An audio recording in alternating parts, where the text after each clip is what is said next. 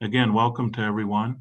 We're so glad you could join us today for this important workshop on a subject of really vital importance. I wanted to share at the outset that our colleague at the University of Minnesota Twin Cities, Bob McMaster, who's there serves as Vice Provost and Dean of Undergraduate Education within the Reinvention Collaborative. Bob's always been such an advocate for academic leaders in undergraduate affairs to learn as much as they can about strategic enrollment management so they can best partner with, collaborate with, coordinate with their colleagues who are expert in the area.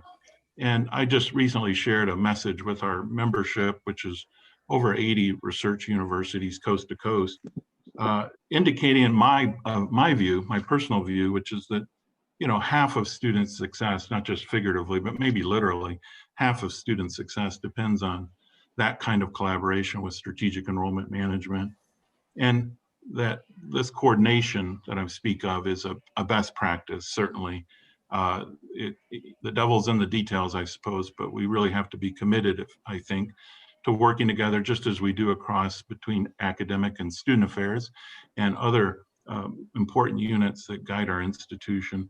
And I would just say, and I think we all probably appreciate this notion, that in this time of crisis is defined not only by the pandemic, but also by the economic consequences of that pandemic. And in light of the struggles for equity, racial justice, and in other forms that define our current period, this collaboration, this coordination is all the more urgent. And so we're delighted you could join us today for this workshop. And again, I'll repeat that we're recording it, that slides will be shared, and we're looking forward to not only your contributions today, but also your willingness to share what's presented and discussed with colleagues who may have an interest in learning more about this important subject. So without further ado, and with lots of participants joining us, which is delightful, let me hand over the workshop to Rachel Hernandez, who comes to us from the University of Texas at Austin. Good morning, Rachel, and thank you so much. Good morning, Steve, and good morning, everyone. It's so wonderful to be here with you on this Friday morning. And as Steve said, really early for one of our co-presenters today, John Bockenstead. So I'm going to introduce John first. We're going to introduce the presenters and then talk a little bit about the format. But today we're joined, well, first of all, I'm Rachel Hernandez, and I serve as the Senior Vice Provost for Enrollment Management and Student Success at the University of Texas at Austin. And I've been there for about 3 years. I'm really pleased to introduce John Bockenstead, who is the Vice Provost for Enrollment Management at Oregon State University. And he's going to be kicking us off this morning, and he's going to be talking first. And then we're also joined with Beth Lindgren-Clark, my colleague from Minnesota. I was at Minnesota for many years, so it's great to be here with her. And she serves as Associate Vice Provost for Strategic Enrollment Initiatives. And you can tell by all of our titles, we're going to share a little bit of a different framework for all of our institutions today. So we're excited to talk about that. And then we're so pleased to be joined by our colleague, Dean and Professor at the College of Education and Human Development at the University of Minnesota, Michael Rodriguez. And he'll be talking about some of his work specifically in testing and how all of that aligns. So we're really thrilled to be with you today. We're each going to share our information, and we're going to make sure that we have time at the end for questions and discussion and dialogue, because you all are here for a workshop. So you're not just here to listen to us. We're here to talk and to learn from each other. So we're really excited that you're here and that you're going to be ready to engage and ask questions. John did put up the link to Slido, which is what we're going to be using to manage and moderate questions. And I know Beth will talk a little bit more about that. But so without further ado, I'd like to turn it over to John Bockenstead, our great colleague, who's going to kick us off to talk about strategic enrollment management this morning.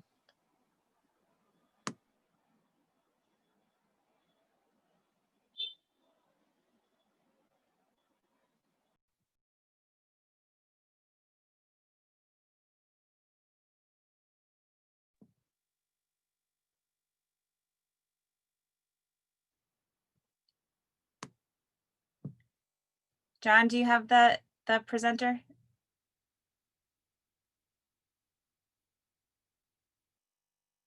We may be having some technical difficulties this morning. Bear with us if y'all will. We're also, I should mention as we kick off, we're going to be each putting up our own slides. So bear with us as we transition. We appreciate your patience with that.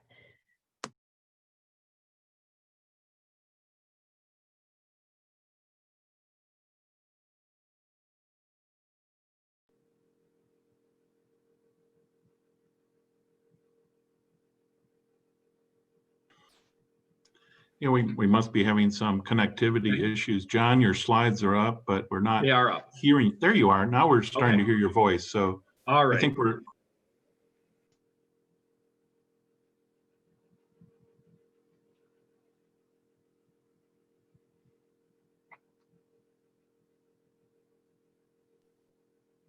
And John, we just went through all the slides. We're on the last slide, I suspect. We're just having a little connectivity problems there.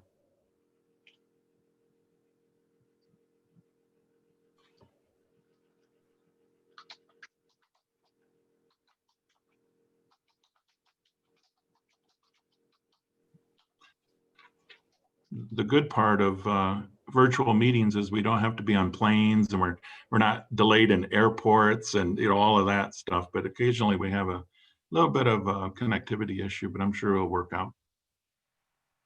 And I think, Steve, this is a good time for us also to recognize that as we go through these experiences, and all of us at our institutions have these great resources. We have computers. Many of us have our mobile Wi-Fi devices at home in addition to our Wi-Fi. So I think it's also a good reminder for us for what many of our students may be going through. And it's humbling for sure, but it's just a good reminder that we have to make sure we give space and grace with all of the technical issues and difficulties.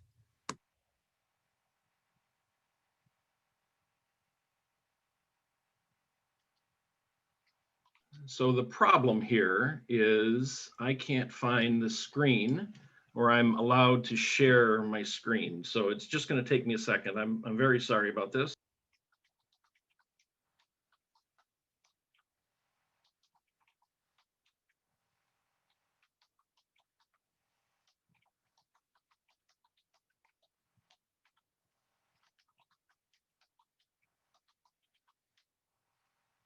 Myself. Now I think I got it. Hold on.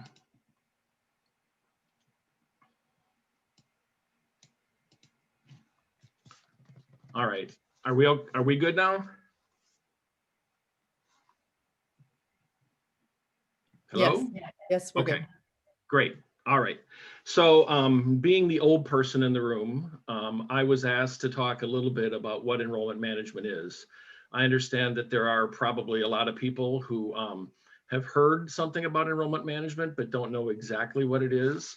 And so, I've been doing this for about 37 years now. And so my experience has taken me to a lot of different places, and I think happy to share some perspective with you this morning. Just as a reminder, we are using Slido.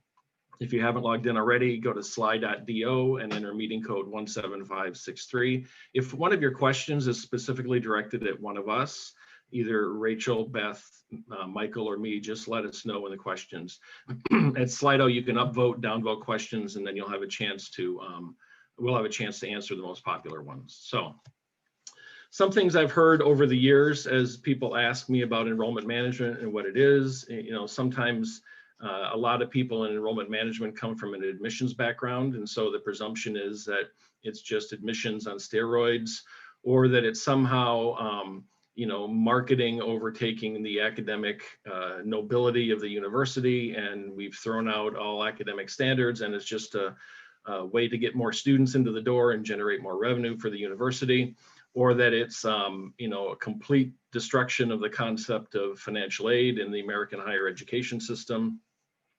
Or I've heard faculty say, you just want us to give everybody A's because we're supposed to treat students like customers and we want to improve our retention rate.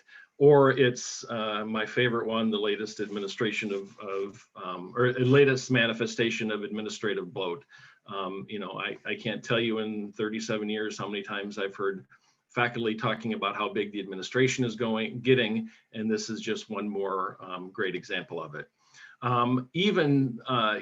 If you look in the media and online and try to find out what enrollment management is, you're more than likely to find things that are extraordinarily disparaging about the profession.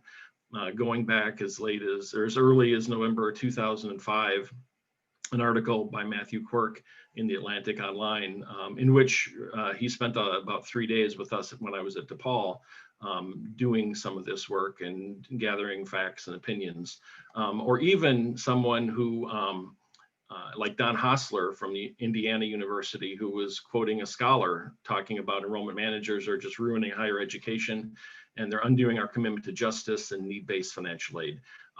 Suffice it to say, I and many of the people in the profession would argue pretty vehemently with that. And in fact, a lot of the things that we think about as fairly straightforward and simple with regard to enrollment management and enrollment portfolios is far more complex and sometimes counterintuitive.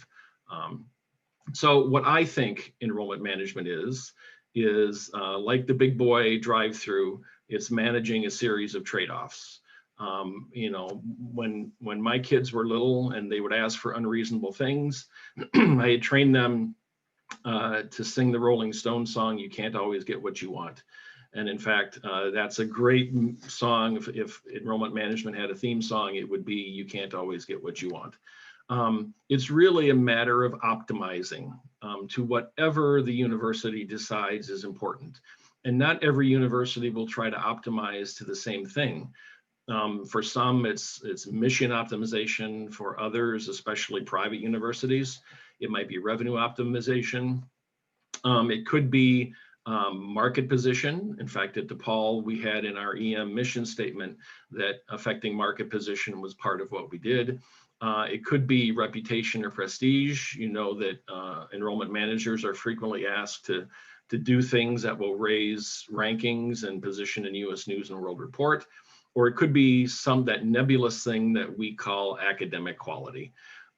If any of you are from business colleges, you know about the Boston Consulting Group and their matrix with dogs, stars, cash cows, and question marks.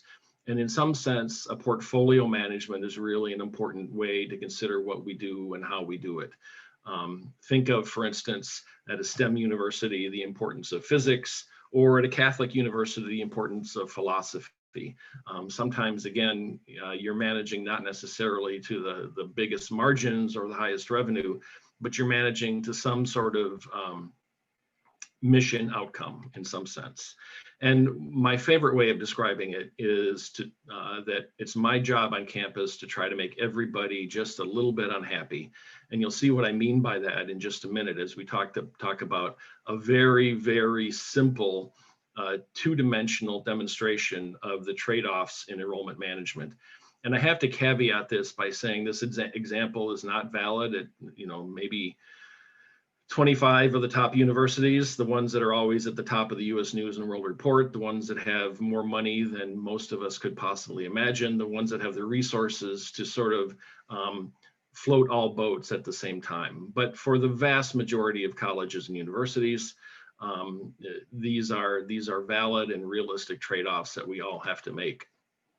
Let's think again in a very simple two-dimensional model about new students who've applied to the university. Let's say they're undergraduates, although some of these components certainly transfer into graduate enrollment. You can array them, and I've clustered them into 4 different family types: the gray family, the gold family, the brown family, and the green family. Going from left to right, you increase academic achievement. And I'm very careful to say academic achievement as opposed to academic ability, because those two things are not always the same thing. And then arrayed on family income, which is high at the top and low at the bottom. So we have, you know, essentially a quadrant analysis with 4 different types of archetypal families that we might be talking about. And at DePaul, we used to call these the 4 M's: the margin quadrant, the merit quadrant, the mission quadrant, and the market quadrant. And I'll explain these in a little bit more depth. Let's start with the gray family. These are the students that have the lowest academic achievement, but the highest income. They have extraordinary ability, willingness to pay, and they also have the highest ability. So in some sense, these are the the easiest fish in the barrel to shoot, I guess. When they come to campus, they tend to have fewer academic demands, but they may have some support issues. They're very high yield because typically the lowest end of your academic admit pool with the highest capacity will strive and will pay more for the privilege of coming to your university because you're typically the best university that has admitted them. Competition for these students is increasing actually because colleges and universities would rather take 70% of tuition than 100% of nothing. And so you find that it's ironic that some institutions are throwing substantial amounts of merit-based, quote unquote, merit-based money at these students in order to entice them to enroll. They're not a favorite of the faculty, but very popular with the CFO because they generate substantial margins and help pay for the other types of families that you want. At the other diagonal from the gray family is the brown family. This is the highest achievement, lowest income. Very high willingness to pay, but lower ability to pay. And what we see in this group is a moderate yield. So competition is decreasing for these students, even though they're academically talented and among the very best students in the country. Many colleges find it hard to give them the funds and the financial aid that they need in order to A, enroll, and B, stay enrolled. So they're a favorite of everyone. I mean, how can you not feel for the low income, high achieving student? Sometimes what the College Board would call the diamond in the rough. But the CFO, excuse me, looks at this group and says, you know, can you cut back on financial aid? Do you see how much these students are taking? The green family is the lowest achievement and the lowest income, but we call it the market because that's where our market is headed with the economic and cultural shifts in the United States. This is the fastest growing segment of the market. They have an extraordinarily high willingness to pay. These are students for whom higher education is the American dream, but much lower ability to pay, of course.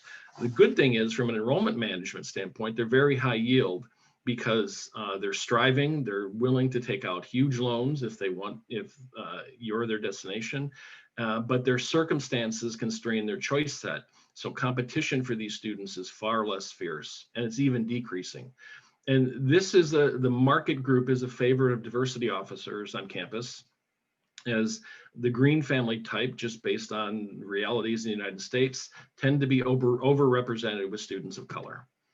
And then we have the gold family, and we call this the merit quadrant, because if you want to play in this area, you probably have to do merit aid, despite the fact that they're the highest income group in your applicant pool.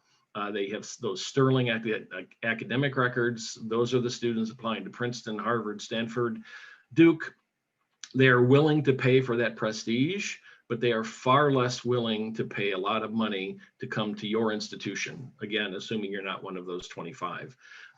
So people say, why don't we get more of these? Well, the problem is the yield rate on these students is extraordinarily low. So if your overall yield rate, for instance, that is the percentage of students who accept your offer of admissions is 30%, the yield on this group might be 5%. And so you have to generate 6 times more admits to get the same number of people. Competition is very stable at the top of the market where the Ivy Leagues are fighting over these students. But down the food chain at mid-market institutions, competition for these students is extraordinarily fierce. And they're a favorite of faculty everywhere, with the possible exception of William Desarowitz and his excellent sheet book. And so what we're trying to do in enrollment management is find some sweet spot in the middle. And that's what I said before about making everybody a little bit unhappy. Some groups want more of the golds, some groups want more of the greens or the grays or the browns. And as Mick Jagger said, you can't always get what you want. It really is managing a series of trade-offs and trying to optimize somewhere in that sweet spot, whatever it is your institution is hoping for and going for. Again, that's a very simple 2-dimensional model. If you think about layering in other dimensions, like if you're a public institution and you're talking about residents and non-residents and the revenue they generate, that's another dimension that you need to talk about. If you're talking about balancing academic programs, maybe need to think about. Really important to understand how all these different factors, there could be 7 or 8 or 9. If you're a small liberal arts college, it may be athletics ability. That's something you need to maximize too. Whereas some places like Swarthmore or Haverford, maybe 30 or 40% of the students are athletes. So take this in 2 dimensions and then play it in 7 or 8 dimensions, and you kind of begin to get a sense of how enrollment management is trying to balance off and manage all the trade-offs between and among different groups. And so we've been asked to talk a little bit about tests, and I know Michael will be doing a substantial section on standardized testing. And so I just offer a few opinions about this. I ask first and foremost, what's our purpose and our desired outcome? Again, going back to enrollment management and optimizing to mission or whatever it is.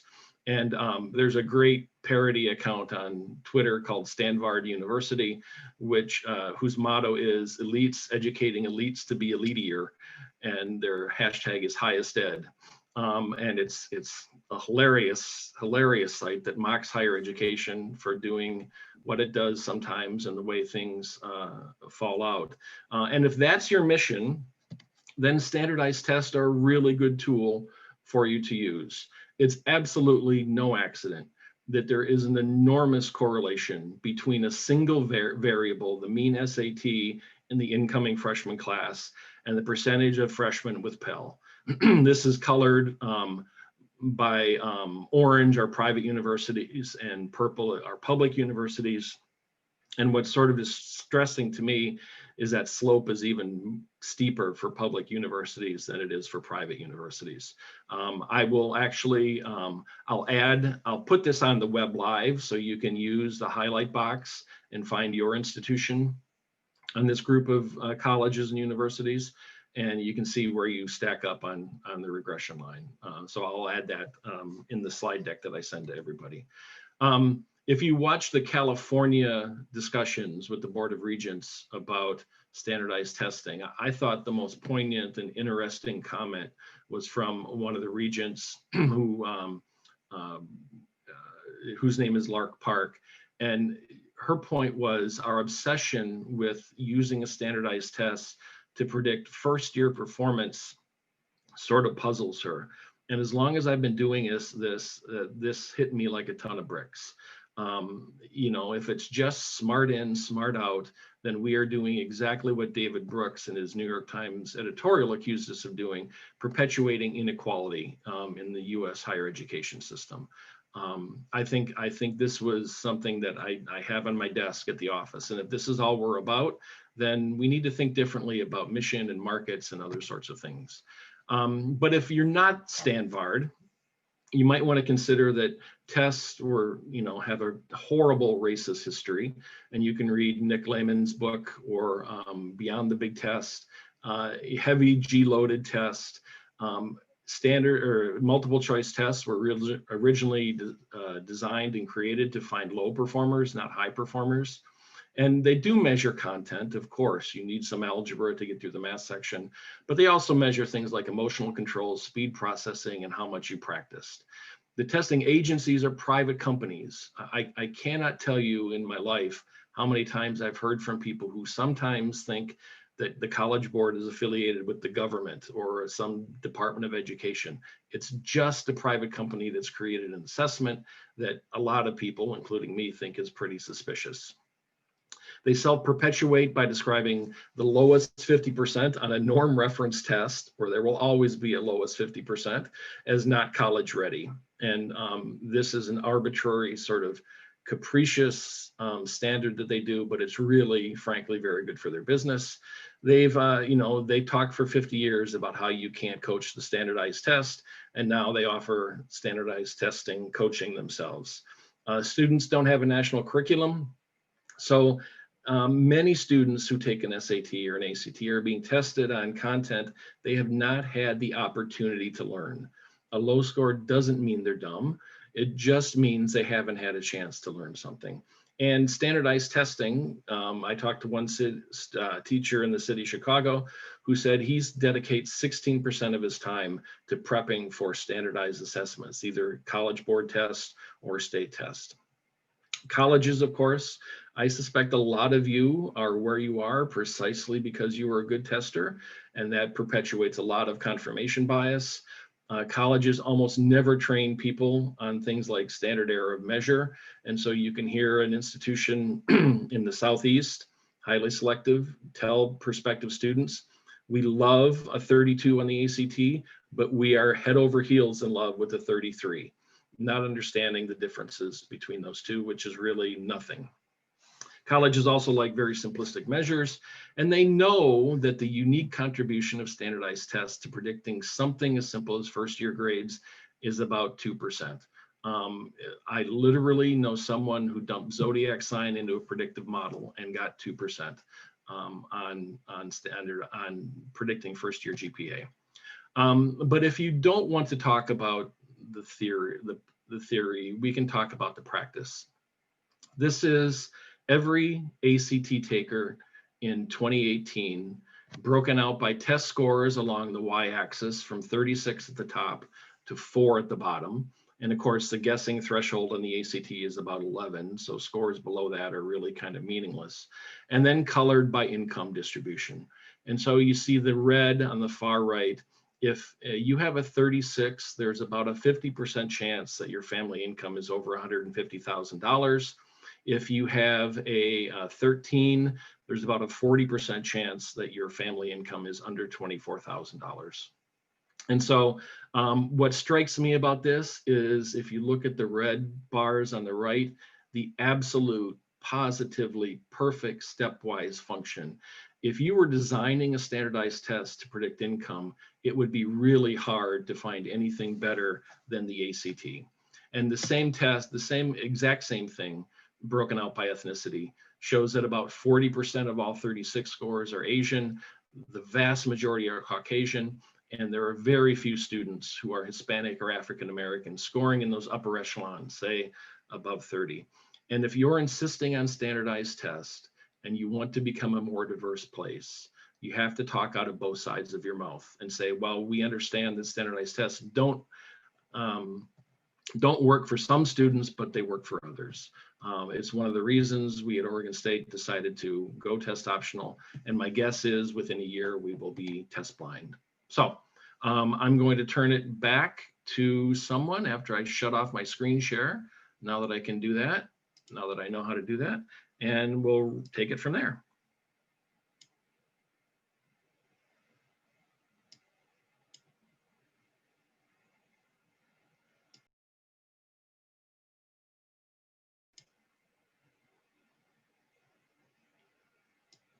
So who takes it now?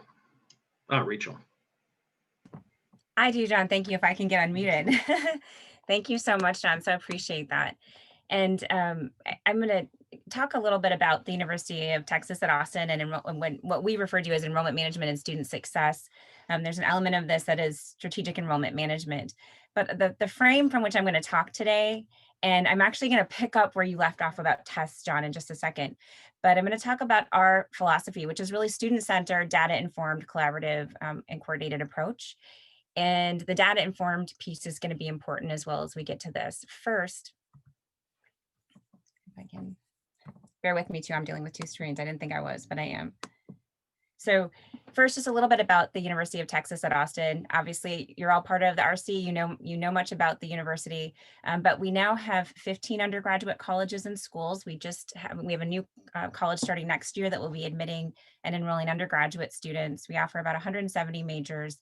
Our undergraduate student enrollment is over 40,000 students. Our Pell rate this year is about 22% of our students are Pell students, about 22% are first generation students.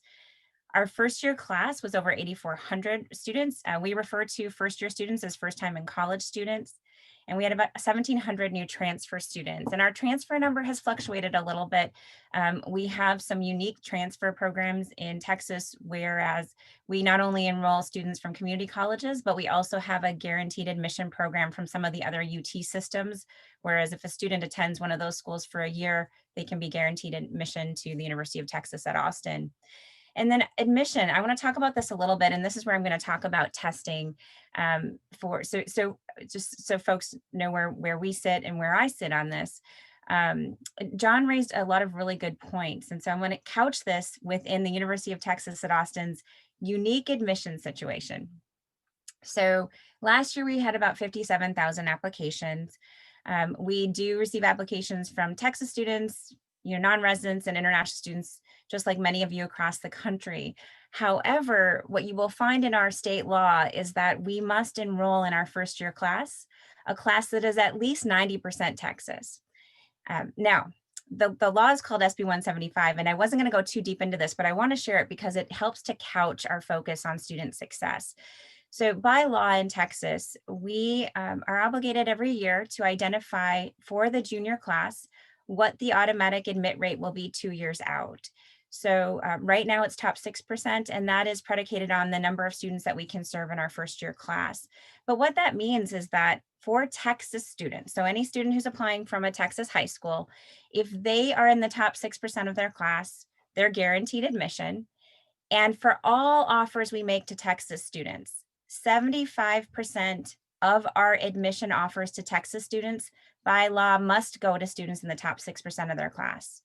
So students who are at a school that doesn't rank, or students who are at a school that does rank and are outside the top 6%, can only make up 25% of our incoming first year class. And then the second part of the law, of course, is that when we do enroll our first year class, 90% of those students must be from Texas. And I share that because many of you know our admissions process, like Harvard and a number of other institutions, we are open source. You can find out anything you want to about the admissions process. It is very publicly stated in many, many sources because of the number of lawsuits that we've experienced. We're in one now. We use a holistic review process. So although we have an automatic process for admission to the institution, we use holistic review to make decisions for all students to our colleges.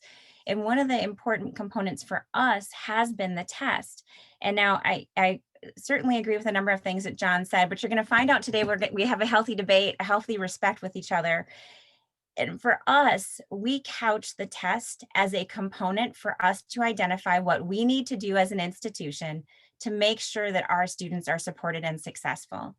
John is absolutely right. The test only measures what a student has learned thus far and effectively what a student has been exposed to thus far. So one of the things that we share a pet peeve, which is that in our institutions, we have to experience and engage in the academic exercise of understanding testing, of understanding what tests mean, and of making certain that we are ethical and appropriate in the use of our tests and our processes. So an ACT or an SAT, they are not designed at this time to be used as an admission in or out threshold. There are institutions that use it that way, but that's not how they're designed. We have a responsibility to use it appropriately. And for us at our institution, we see that it does predict success rates for our students. It doesn't itself, of course. So I want to be really clear. In the admissions process and our prediction process, a test doesn't predict anything by and of itself. Combined with other factors, what it does, it gives us really good information as an institution to the responsibility we have to make sure that the high achieving students we have admitted, who we know will be successful, should be getting the support, the resources to make sure that they're getting the material that they need to be successful. So it has nothing to do with the student's destiny. It has nothing to do with a student's achievement in terms of how we're using it. It doesn't have to do with a determination at all for a student. And we're very clear about that. For us, the test is a component of information that we need to identify what we need to do to be successful. And I'll talk about this toward the end of the presentation, but there's a really good text out there about becoming a student ready college or university. And I think we have to couch everything that we use, not only from a research perspective, is there validation in our process? Do our staff members actually understand it? And importantly, for the RC group, do our faculty members understand it? Because one of the things that we experience actually from an enrollment management and admissions perspective across the country is that our faculty members haven't been engaged in the conversation. One, we haven't engaged them, or two, they haven't been engaged. And so we perpetuate these ideas of threshold use of test scores. So John and I agree in terms of the student perspective, but at the institutions I've been at, the test has been really important to identify what we need to do to make sure we support students.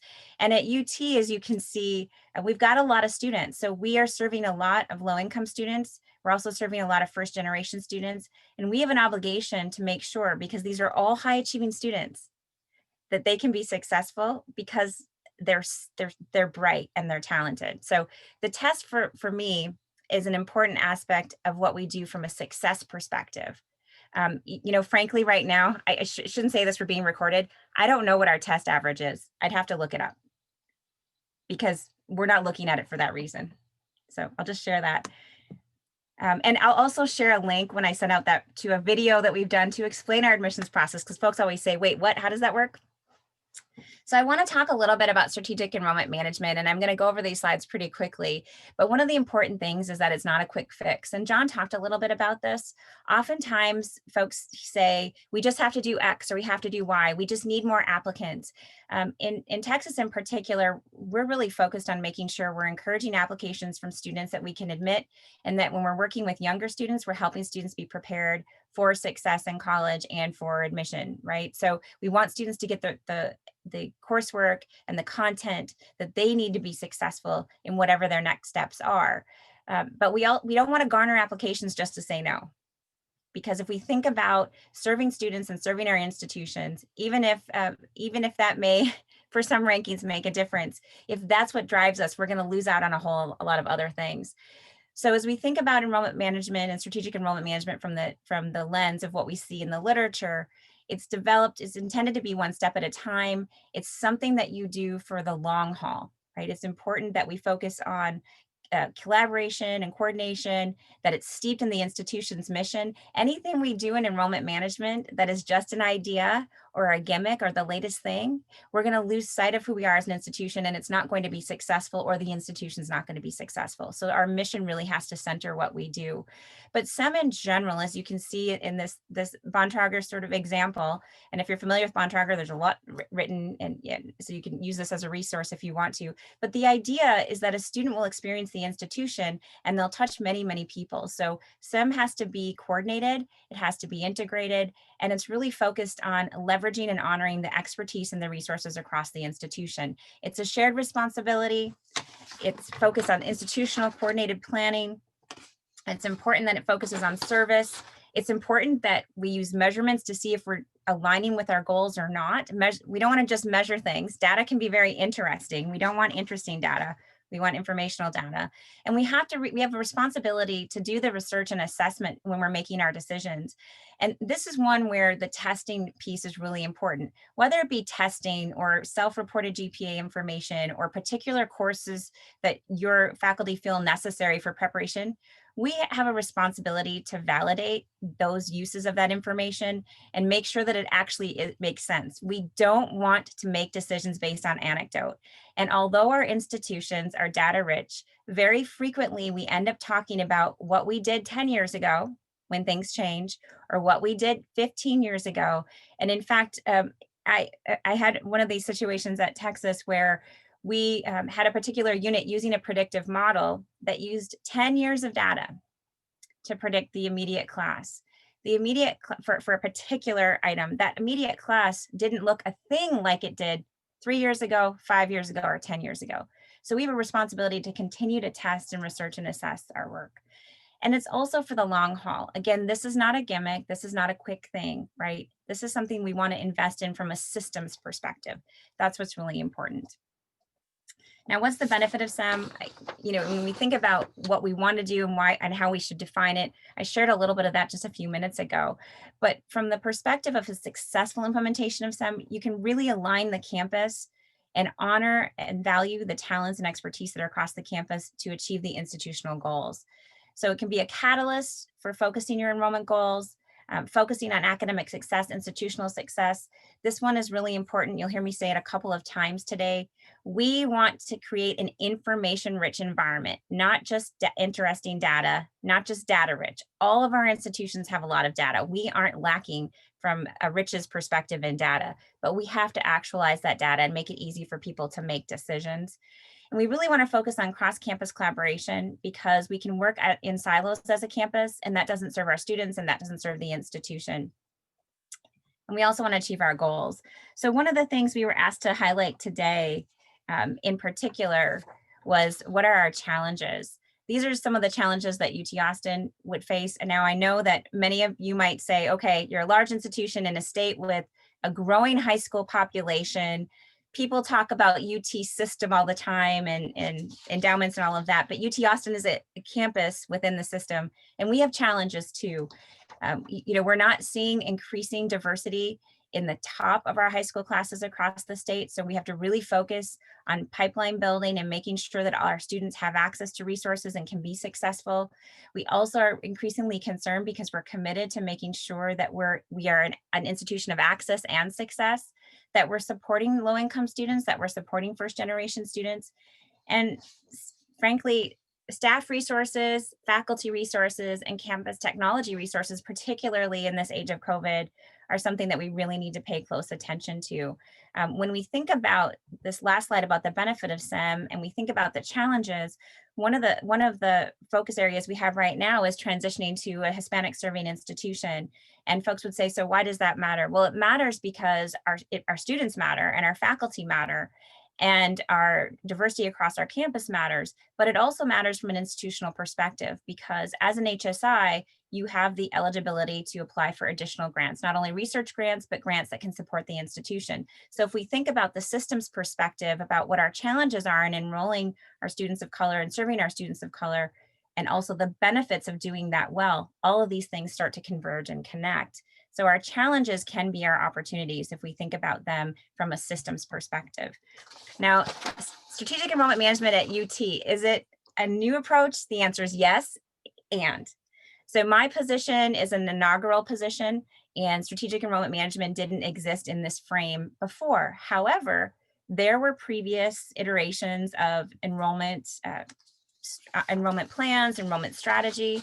So that's existed. And several of the units that report to us also existed. Yet we had more of a siloed approach, each individual entity, each individual unit doing its thing in coordination with other units. And what we're doing now is really emphasizing this collaboration and partnership with the provost office, the president's office, with the colleges and schools across campus, as well as an emphasis on the relationship of the student with the university. So what you see here is what we call our Longhorn student success journey. And our focus really is on student success. Everything we do is focused on student success and helping the students take the next step in the enrollment process. So this no barriers concept is important to us. We have sort of a no barriers campaign in everything that we're doing.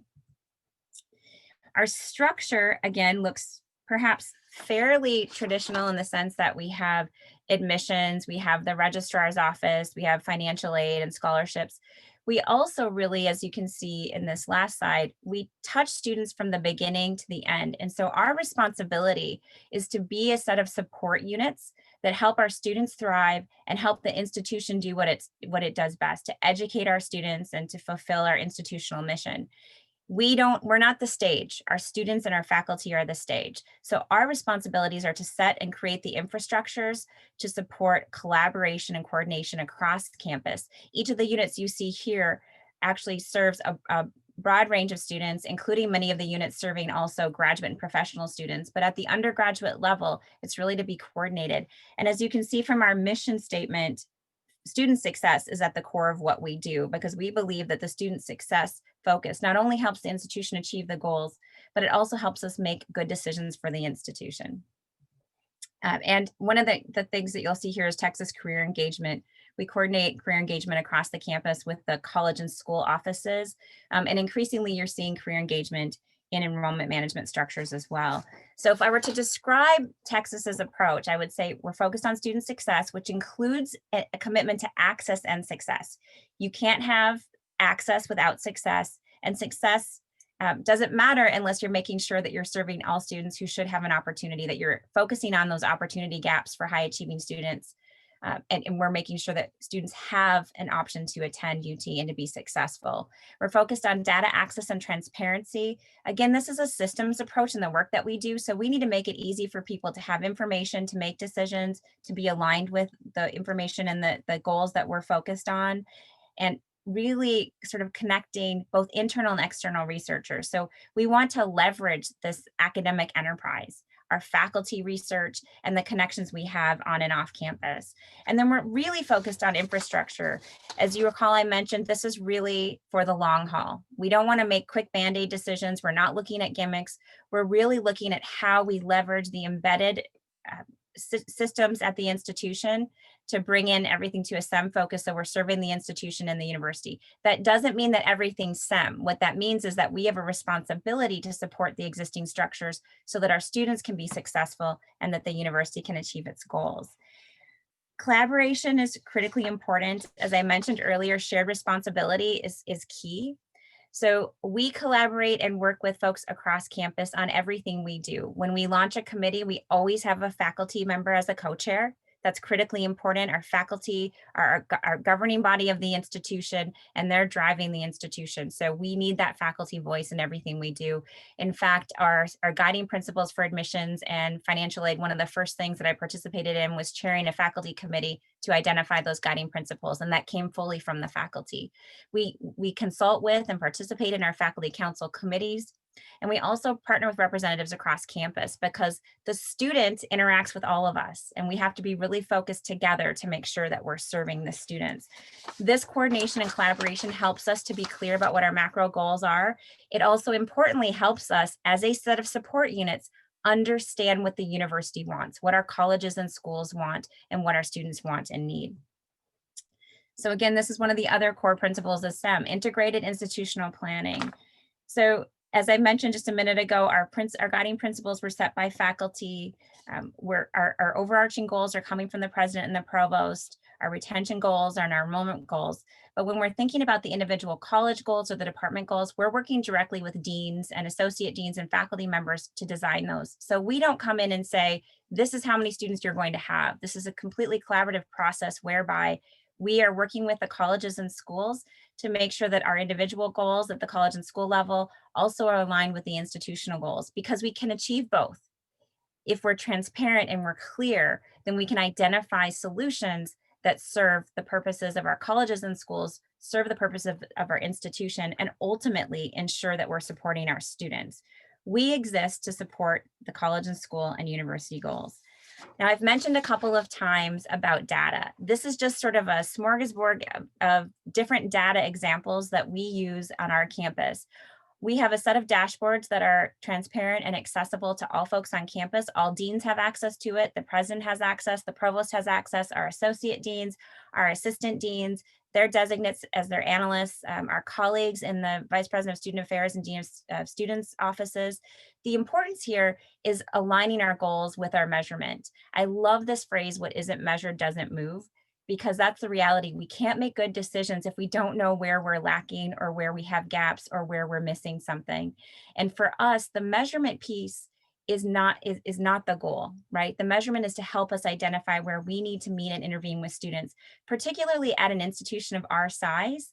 When we want to serve students at scale, we need to know where to put our attention and where to focus our attention. And we can do that most effectively with a collaborative approach. So right now we're in the midst of registration. You see the registration dashboard. Our colleges are monitoring that with our Student Success Initiatives office and intervening with students who miss their registration queue. But the college advisors are doing the lion's share of that work. They're the conduit, they're the connect with the students. That's where the human interaction needs to happen. But we need to know who to focus on. So we really focus on making sure that we have good information, not just interesting data. These are not one-off reports. They're not just, I want to know this one data point. These are data points that we help us move toward the goals to serve our students. So the long view, right? We're focused on incremental change. I love this decision choice map. If any of you know John McGee and Breakpoint, this is a really good read. It's a quick read, but it's really focused on this idea of how institutions make decisions and how we serve our students. And the concept here is really that there are many things that we have to do as strategic enrollment management professionals and as a campus. We have many competing needs and priorities, but if we focus on our institution mission and we focus on the needs of our students, we can make good decisions. This is about prioritizing what we need to do to lay the foundation for what comes next, not quick Band-Aids, not the next glossy, shiny thing, but we have to be clear about what our vision is for our students and our university and make sure that we're making good decisions along the way. So this visual really helps folks to see that stair-step effect where you're building the foundation as you go. And ultimately, this helps us to think about and listen to our faculty who want to innovate.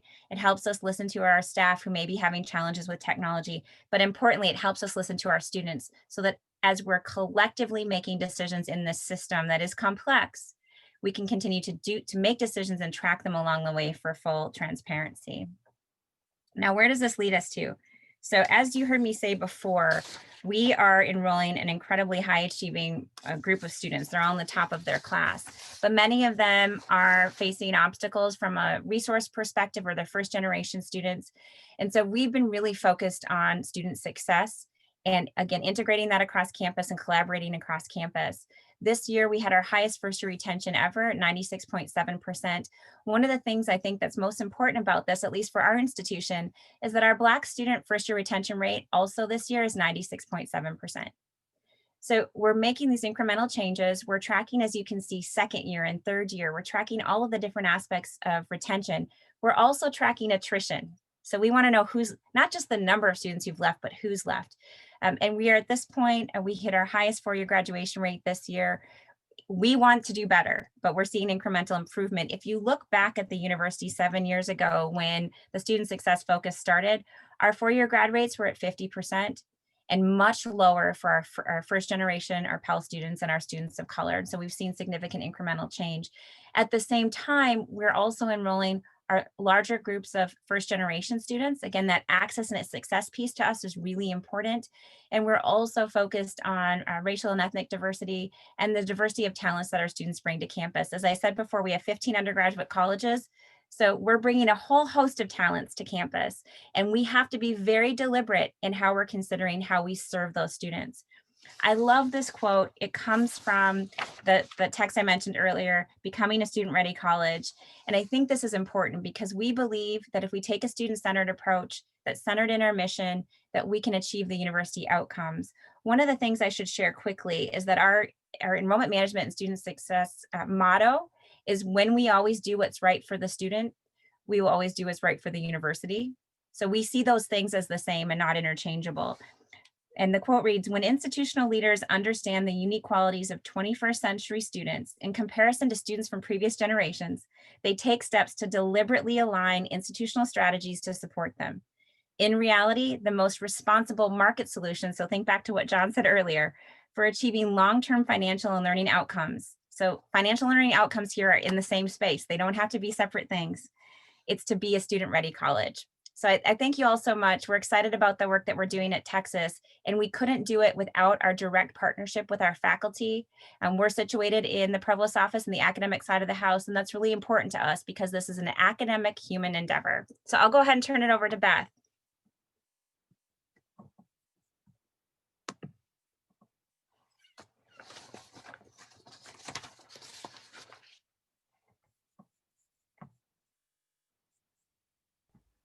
Okay, thanks, Rachel. All right, how does my screen look? Okay. Awesome. Well, thank you. Hi, I'm Beth Lindgren Clark, and I serve as the Associate Vice Provost for Strategic Enrollment Initiatives at the University of Minnesota Twin Cities. I was asked yesterday to fill in for Vice Provost McMaster and take on his slides, and I will do them justice, but I also have my own individual lens to this. And I think one of the unique aspects of the University of Minnesota Twin Cities is the makeup in our model of how we do the work, driving towards similar outcomes that my colleague has described. Both of my colleagues have described here.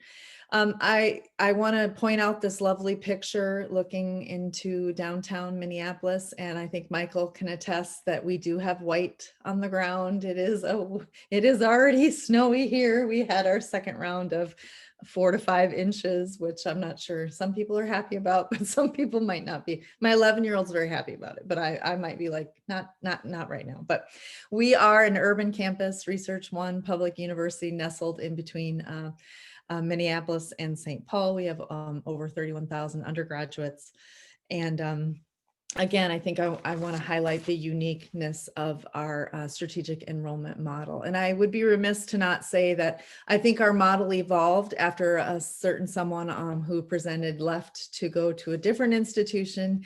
And we just look for interesting ways to keep the work moving forward. And so appreciate all the effort that Rachel has had in this space as well. So I think we would describe our strategic enrollment management driving in 3 tenets. And I think John sort of really mentioned these types of things in terms of pulling levers. And I liked how your job is to make spread unhappiness, which I think is a really fun and interesting way to say that. So we have tuition considerations around our tuition structures, our 13 credit requirement, our resident and non-resident rates, incentives and non-incentives and fee structures, which also then lead into our financial aid strategies around our need-based aid so that students can have access to our institutions, as well as our merit-based aid for high achieving students, our attentiveness to Minnesota middle income. We also have metrics around Minnesota residents being enrolled, and then leveraging the state and financial aid offerings for our students. We are very attentive to debt, and we do measure that. And if I ever get to that slide, you can see how we are paying attention to that. Again, all of these 3 tenets with the admission strategy, wanting to know what the size, our goal of the undergraduate student body is, the number of our entering first year class, the size of our transfer class, the balance between Minnesota students. We have reciprocity agreements, as well as other US and international. And then of course, special attention to ethnic and economic diversity is really important to us.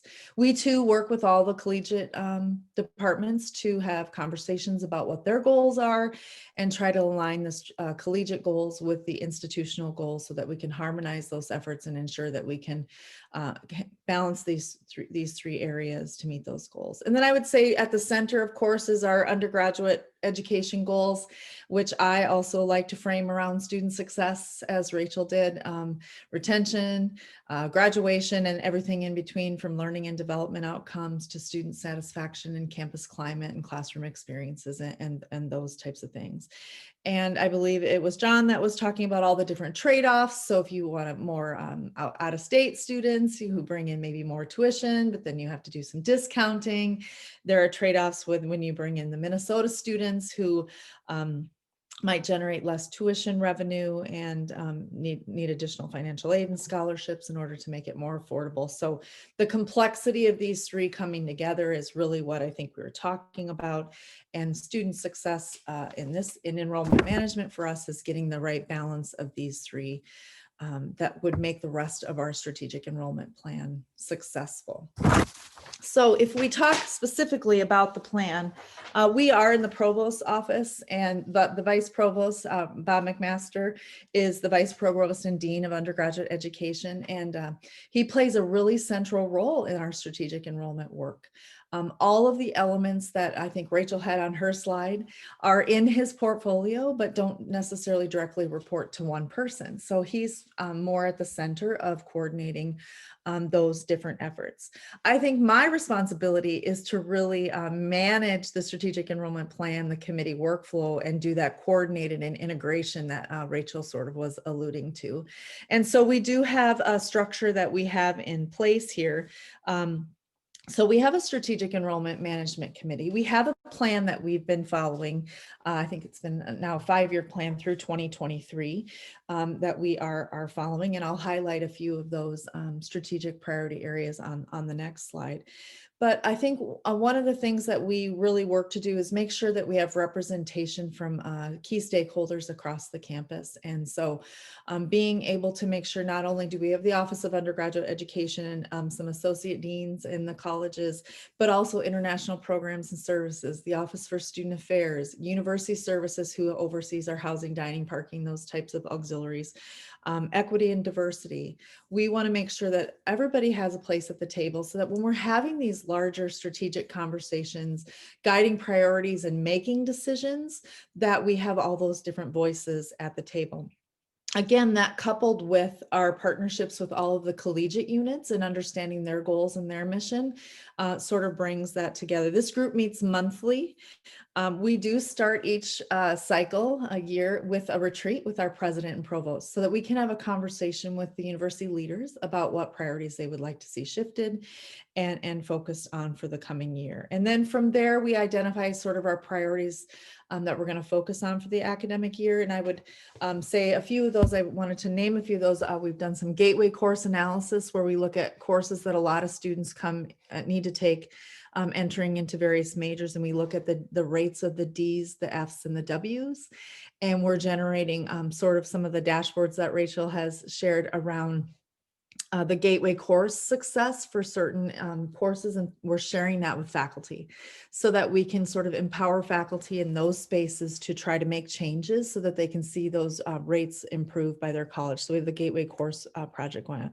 We've done a recent enhancement of our midterm alerts, which are now academic alerts that can occur not only at midterm, but at any particular point in time with ease from a faculty member leveraging one of our tools to go in and say, I'm concerned about my student, and that then shares with an academic advisor who can provide additional support in addition to the faculty member.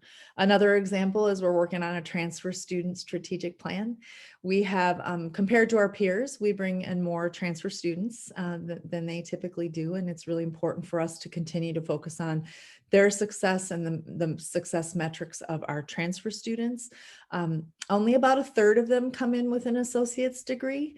So a lot of our transfer students are coming in with a varied experiences. Some of them come in with what I call maybe not a great first year experience somewhere else, and now they're transferring back to the Twin Cities.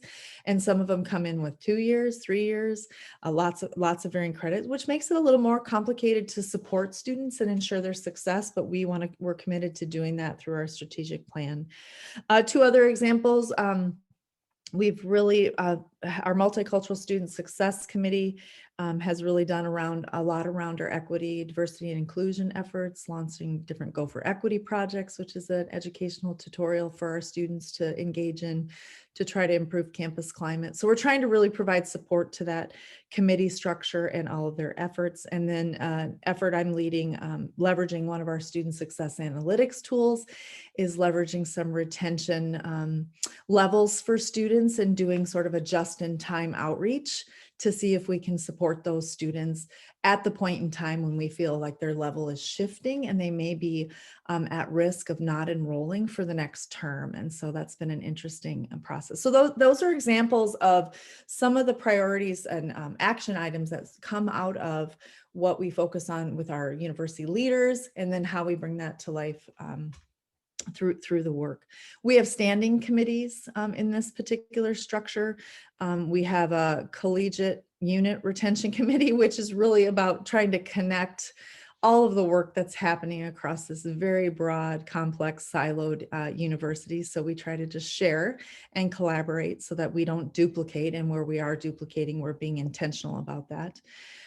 We have a data committee where we want to bring all folks across campus who are working with the data, so that when we're trying to tell a story about student experiences or barriers that have been created, we can tap into all of the different information and try to enhance the strategic enrollment conversation with the various aspects of data. And importantly, that also means student experience data and student surveys and student voices in a lot of these spaces. We have a curriculum committee who does work like the Gateway Course Committee. And we have a Multicultural Student Success Committee whose goal is really designed to enhance the DEI work, do some data analysis, focus on some of our campus climate efforts, identifying those opportunity gaps, not only within the success metrics, but also within our curriculum and within our student experiences. So in our enrollment plan, these are the 10, these will look familiar to Rachel because I don't believe they've really changed, but these are the 10 areas that we are really driving our work. And so all of the things that I described should map nicely under a variety of these different areas, but it really is sort of the roadmap to guiding our work. And then of course we have units and departments and activities such as advising that are really critical functions in this work. I think the uniqueness here for me is that Vice Provost McMaster and the Director of Admissions really focus on the entry points, and I get to focus on the student success points. And I love that book that Rachel referenced about becoming a student-ready campus. I think it is a really great book. It challenges us to reframe everything, take the deficit off of the student, and turn those spectacles inward as an institution and saying, where are there barriers in this process? What is a barrier in this policy? How can we create more of a universal design approach that will not only lift up some students that we may be leaving behind, but then also help all students.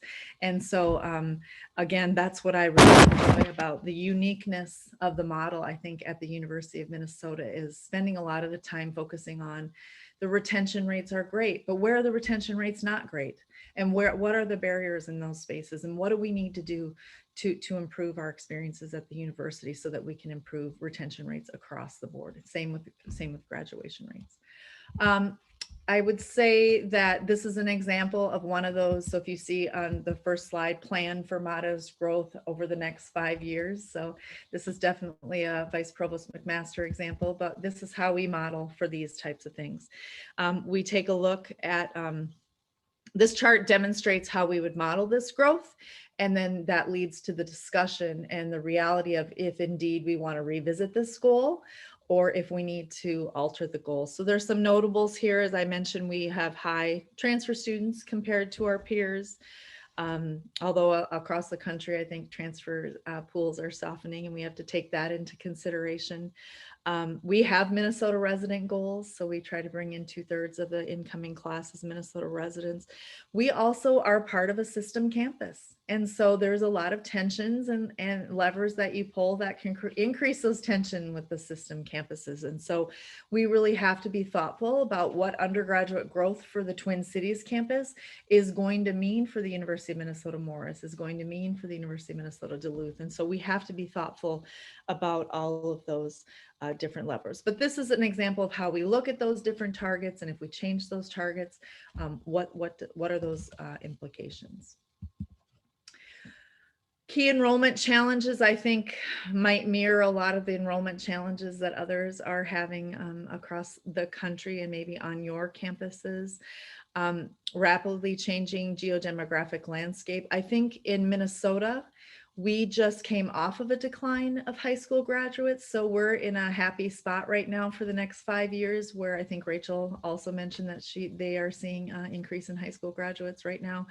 We are going to see an increase, but I think after that, we will also see that cliff or that significant drop. And I think when you're planning in enrollment management, it's hard then from an enrollment management standpoint to build things that are sustainable when you know it's a short term of 5 years. Also, we want to continue on the diversity of our student body, broadly defined in terms of first gen, low income, racial, ethnic, geography, those types of things we continue to focus on. And I won't go through them all, but and Michael's going to touch a little bit on the standardized test in the admission process, but we too are also suspended there temporarily, but trying to make a decision as an institution on how we want to leverage those test scores moving forward. And then I would just say, you know, COVID pandemic has really thrown a wrench in all of these key enrollment challenges.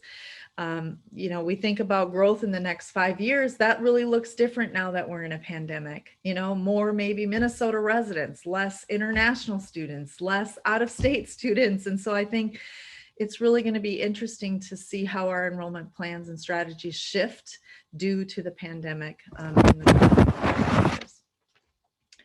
I think I'm going to skip ahead. There's a lot of really amazing slides in here around looking at the regional changes on the WICHE data, where the declines are. And in the red for us, that's a lot of where we do recruiting, and we have also high competitors in these spaces. This is the state-by-state breakdown. This is demonstrates sort of the orange is where we were, which is the decline. Orange is the decline in high school graduates. And then the blue is showing that for the next 5 years, we're going to see an increase in high school graduates. So it's a little bit different than maybe what some other folks are seeing. But there's some great slides here that you can go through. We are a great exporter out of the state of Minnesota, which is a challenge, something we don't like to see. But we need to work on how do we keep our Minnesota residents in Minnesota. Here's a slide that really shows kind of where they go. When half of the new students at North Dakota are Minnesota students, we need to be thinking about, as a system enrollment strategy, how do we keep those Minnesota students in Minnesota? And then I will quickly say we do pay attention to affordability, leveraging those financial aid principles. We are a high debt. You can see we're top in here in terms of our high debt as a state. And so we really do pay attention to that. But if we look at and we monitor the undergraduate student debt, the national average is over 28,000, and in the Twin Cities on our campus is 26,000. And so we would be ranked pretty well there in terms of debt. If we continue to pay attention to that, because the trajectory of our students. I'll end on a similar slide that Rachel ended on, but when we do monitor our student success metrics, we have had some great strides in the last 10, 15 years. Our first year retention rate 15 years ago was 86%. And we are now slated to hit 94%, 93.53. That rounds up to 94. We are also slated to see our grad rates growth from 47.3% in 2006 to 72.7%.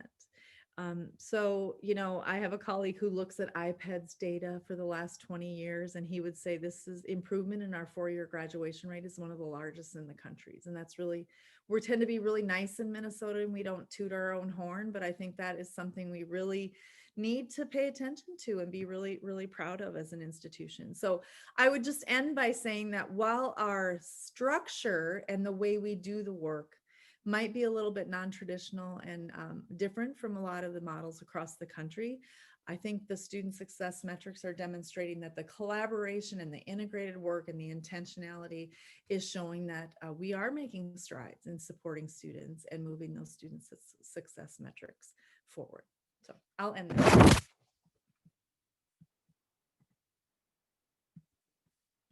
And I think I'm turning it over to Michael. Yes, thank you. See if I get the right screen here. All right, I'm going to assume this looks okay. Yeah, I appreciate the opportunity to be here. Last year, I was invited to be the interim associate dean for undergraduate education and the College of Education and Human Development. And that was a relatively new arena for me. I've spent 20 years of my professional career in the graduate side of the house, and now I've been playing around on the undergraduate side of the house. But as a measurement specialist, I've spent a lot of time talking with folks on campus and across the country on issues largely related to the measurement of student learning outcomes. Most of my work in measurement has been in terms of formative uses of measurement and not so much the summative uses.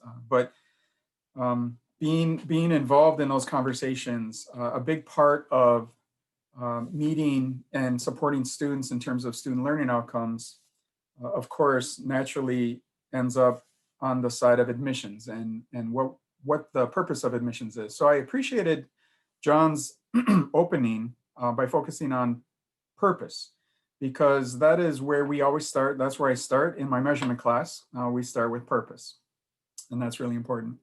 And I also really appreciate Rachel's focus on information and information that we use to make decisions. So that's kind of where I'm going to start. The real point here is about making informed decisions. And as long as we get more applications than we can admit, we have to engage in selection. And so this is the world that we kind of live in.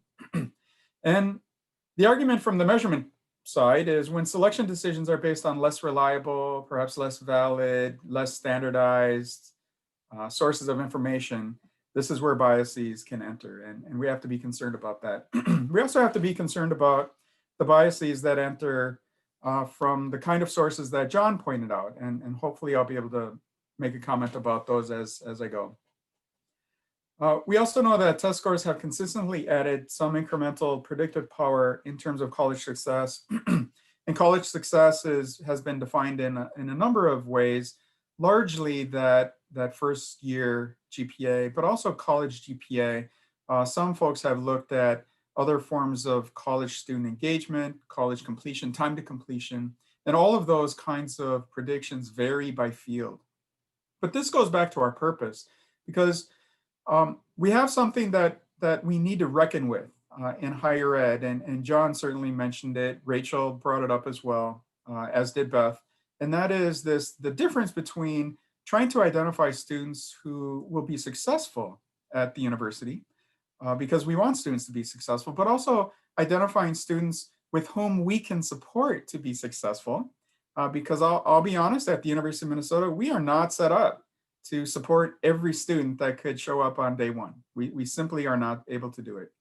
But the reckoning will be coming in terms of having a conversation across campus regarding who do we need to be preparing to be the world's next leaders?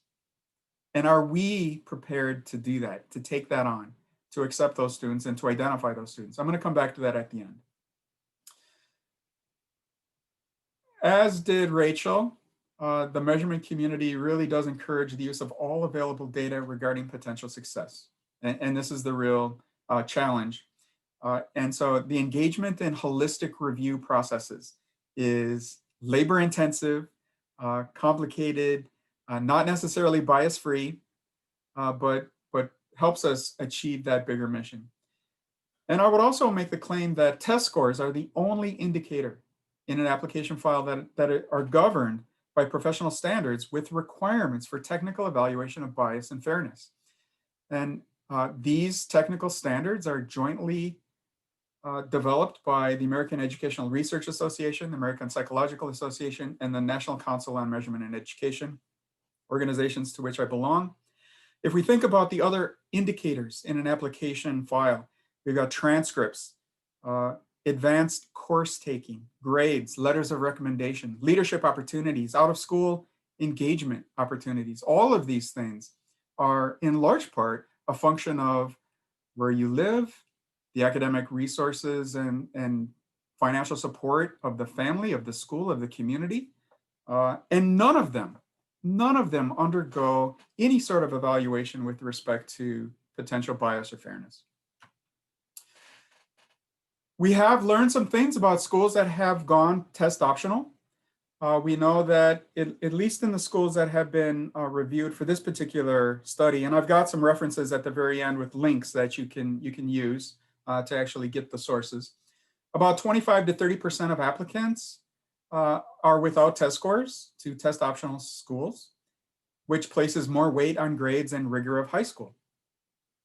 Not necessarily less biased than test scores.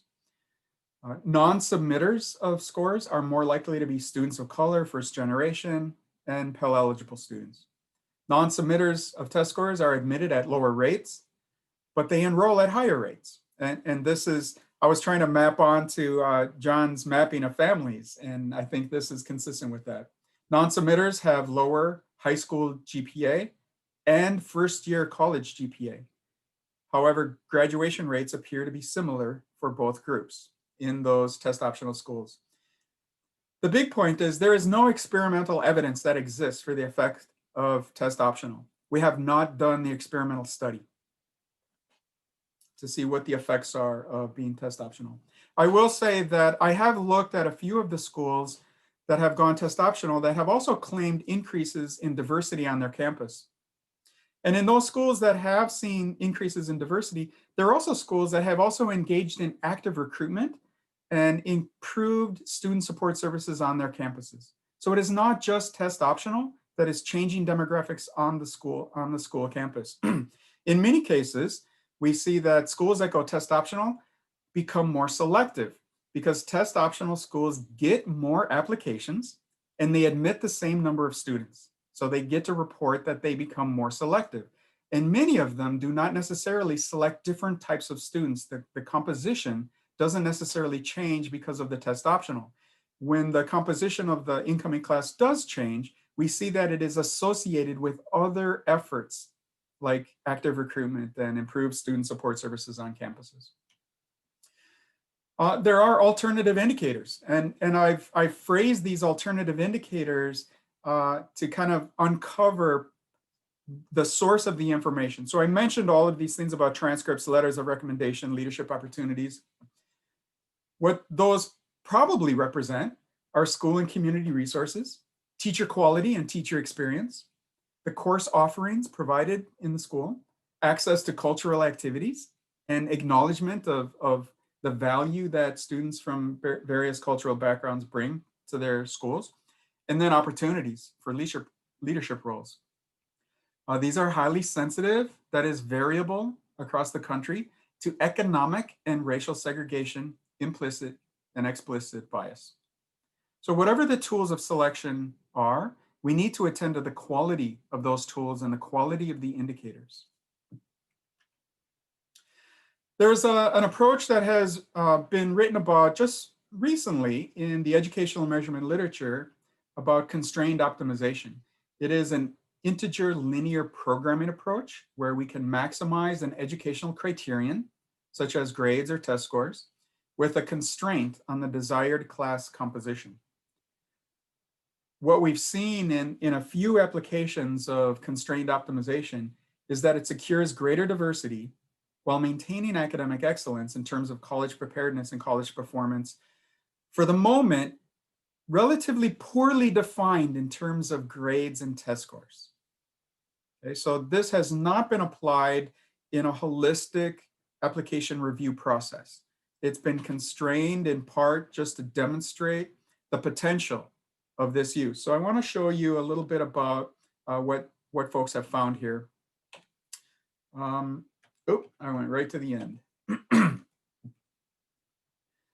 Using a database of nationally representative college applicants to highly or most competitive schools based on Barron's ratings, as this study did, which is about 20% of applicants to college. They created two options. One is to match the diversity on those college campuses. And so their goal was to maximize a GPA test score composite, a composite of the admissions test score and their high school GPA, by admitting the same number of students that were actually admitted at these colleges. And then they applied a constraint. The number of underrepresented minorities, language used in this particular study, remained at least as large as the actual percentage enrolled, and it was about 12.6%. So they set up a scenario to try to achieve this.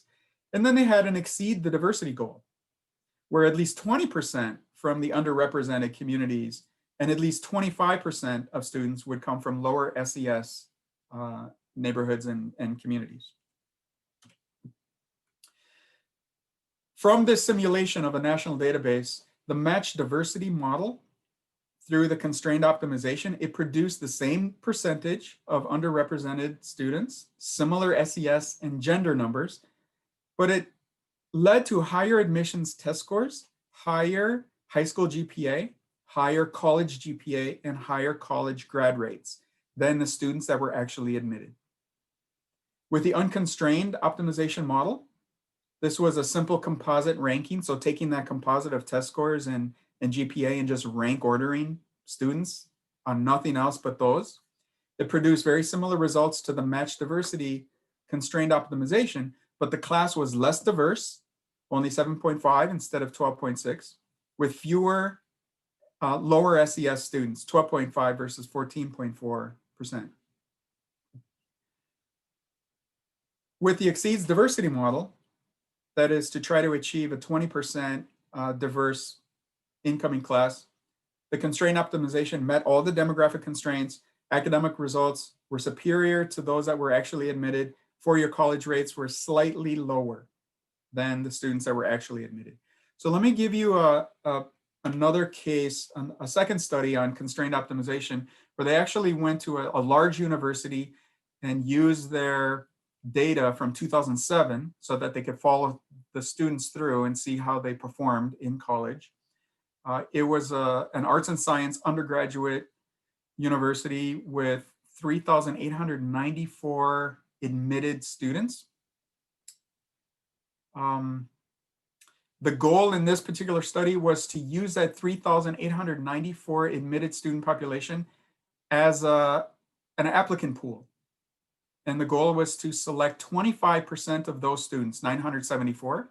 So what if we considered the actual enrolled students as the applicant pool and then use a constrained optimization process to select students and see how they perform over time? So the optimization was to maximize the composite of high school GPA and the SAT score. The constraint was that at least 1/4 of the admitted students come from low-income neighborhoods, and they use geocodes for low-income neighborhoods based on the location of the incoming student. So let me just point out a couple things here. This article, I have a link at the end for this article, and I hope you have time to take a look at it. The constrained optimization column is the one right in the middle here that's a little bit bolder. This is where at least 25% of the students are coming from low-income neighborhoods. The column next to it on the left is the actual applicants for this university and their demographics. And then what we would have admitted if we did it based on ranking this composite or just ranking SAT or purely ranking high school GPA. Who would we have admitted? And so in terms of income less than $55,000 as their cutoff in this particular study, the constrained optimization met the 25% goal. The actual applicants were only 16%, but if we rank them based on test score and GPA, we would have achieved a far fewer students in the lower income category. Also, constrained optimization is a way to secure desired composition of the incoming class. And we can also see that for most categories of American Indian, Black, Latino, Asian, constrained optimization did comparable to the current applicants, but actually a little better in some respects. If you look at the white line, constrained optimization brought in 45% white students. The actual applicants or the actual admitted pool was 46%. And if we ranked based on SAT and GPA, we would have brought in more than 50% white students. So how did these students actually do? Well, in terms of high school GPA, the constrained optimization improved high school GPA 3.92 compared to the actual applicants 3.61. Those are the students, remember, that were actually admitted. And it was very similar to the ranking of the composite SAT and high school GPA. And of course, if we just picked high school GPA, we would have picked all 4.0 students. But in terms of SAT, the SAT score was 12.99. It was a little bit higher than the actual applicants, but not quite as high as if we were to use SAT for ranking, which would have been 1343, but higher than if we would have used high school GPA. So we brought in students with higher SAT scores. And then in terms of the GPA that these students actually achieved while they were in college, it was very similar. A little bit better than the students that were actually admitted, which had 2.93. The constrained optimization identified students that achieved a 3.30, which was actually comparable to the ranking of the composite and better than ranking SAT or ranking high school GPA. So constrained optimization was able to bring in students that were more diverse, more from lower income neighborhoods, and students that performed a little bit better than the students that were brought in, and definitely performed better than those that came in with higher SAT or higher GPAs. A couple of arguments that the folks who are doing the constrained optimization work are making. It's transparent, and it requires admission goals to be specific and articulated. It allows institutions to maximize academic accomplishments of the new incoming class while imposing requirements on class composition. It eliminates the need to score or rank applicants. And it could be combined with traditional holistic review procedures. It could be an initial step to trim the applicant pool while maintaining a certain expectation and composition. It could supplement a traditional process to identify additional candidates to meet diversity goals. It could identify promising candidates that were otherwise overlooked. It could easily be repeated, and it could employ various constraints. And it's reproducible. It absolutely yields the same number or the same answer, the same incoming class, because it's a simple linear programming problem. The interesting thing to me is that it could be used as a starting point, as an endpoint, or as a comparison model. And so it has some flexibility. With respect to sound measurement and decision-making, holistic review and optimization processes hold promise to me from a measurement perspective. Test scores as indicators of success are the way to think about it. And I think that was consistent with Rachel. It's consistent with what we've done at the University of Minnesota. We don't use them to select students out of the process. And that's a confusion. Students often ask, what's the cutoff score? There is no cutoff score. And my hope is that we use test scores to select in, because I know that there are students who struggle in high school, and there are students who are not able to attend schools that have high quality teachers and excellent opportunities for advanced courses. And these students learn, even though their transcripts and grades may not reflect it. And we have students in schools who struggle for numbers of reasons. In part, sometimes it's because of a disconnect between students and teachers. And students and teachers may not always connect. And so grades don't necessarily reflect what students know and can do. So as another piece of information, another way to identify students who would not have otherwise been identified is my hope. Much of what John described worries me greatly. And a large part of it is with respect to misuse. Rachel talked about this explicitly as well. We need to educate folks about appropriate and meaningful uses of test scores, because in the absence of that, test scores can absolutely do more damage than good. Admission policy should be consistent with the campus mission and the desired student composition. And this is where I think we have not done our due diligence, at least on our campus that I know of. Although I've spent most of my career on the graduate side, I wonder to what extent we've had a campus-wide discussion about what is the desired student composition on our campus, and what is our responsibility to prepare the next generation of world leaders, and who do we need to be admitting? Once we have that purpose figured out, we can figure out the appropriate indicators. So clear communication to potential students is critical, including how test scores are used in selection. I'm not sure we've always done a good job of that.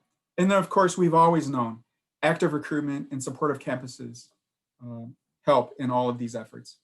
There's a bunch of links here to reports and papers. The slides will be available to folks. We're going to, I believe the collaborative is going to make those available. So happy to be here. And I see we've got lots of questions and lots of things to talk about.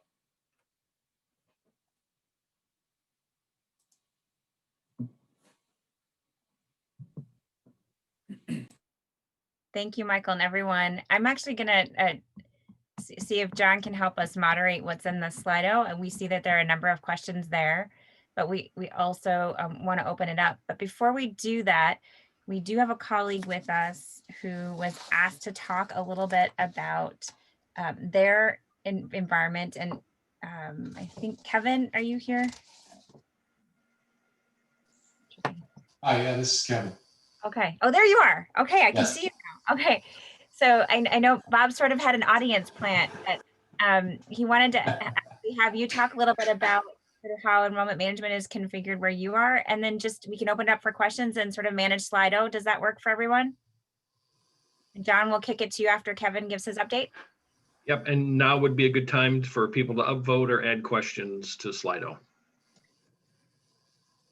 And Kevin, would you do a full introduction so folks know who you are and how things are configured where you are? Sure, yeah, and I can be brief because the presentations have just been fantastic, and I really appreciate everybody's contributions. My name is Kevin Pitts. I'm Vice Provost for Undergraduate Education at University of Illinois Urbana-Champaign. We're configured so that enrollment management, which includes admissions, Office of Student Financial Aid, and the Office of the Registrar all report to me. I actually really like that configuration, especially I mean, obviously admissions very important to have the academic tie. I know financial aid lives in different places on different campuses, but for us, our close ties with financial aid are really, really important.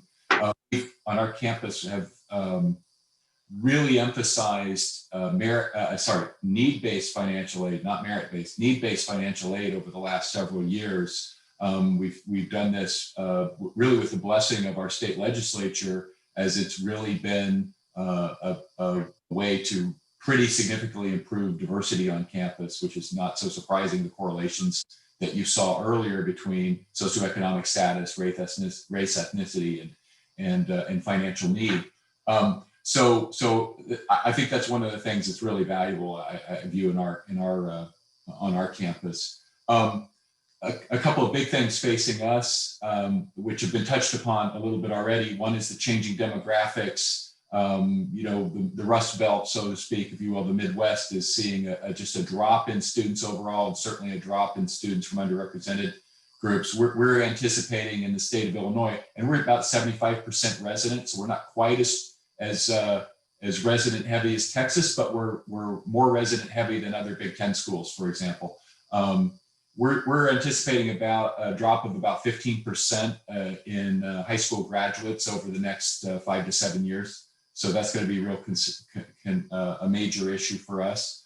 We also rely pretty heavily on international enrollment. At the undergraduate level, we're about 16% international student.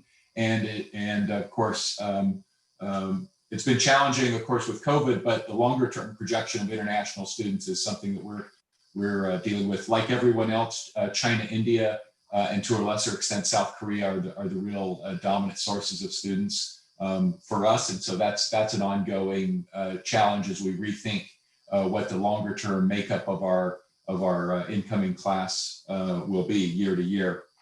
I did want to just comment just quickly, and then I'll wrap up because I don't need to spend much time here.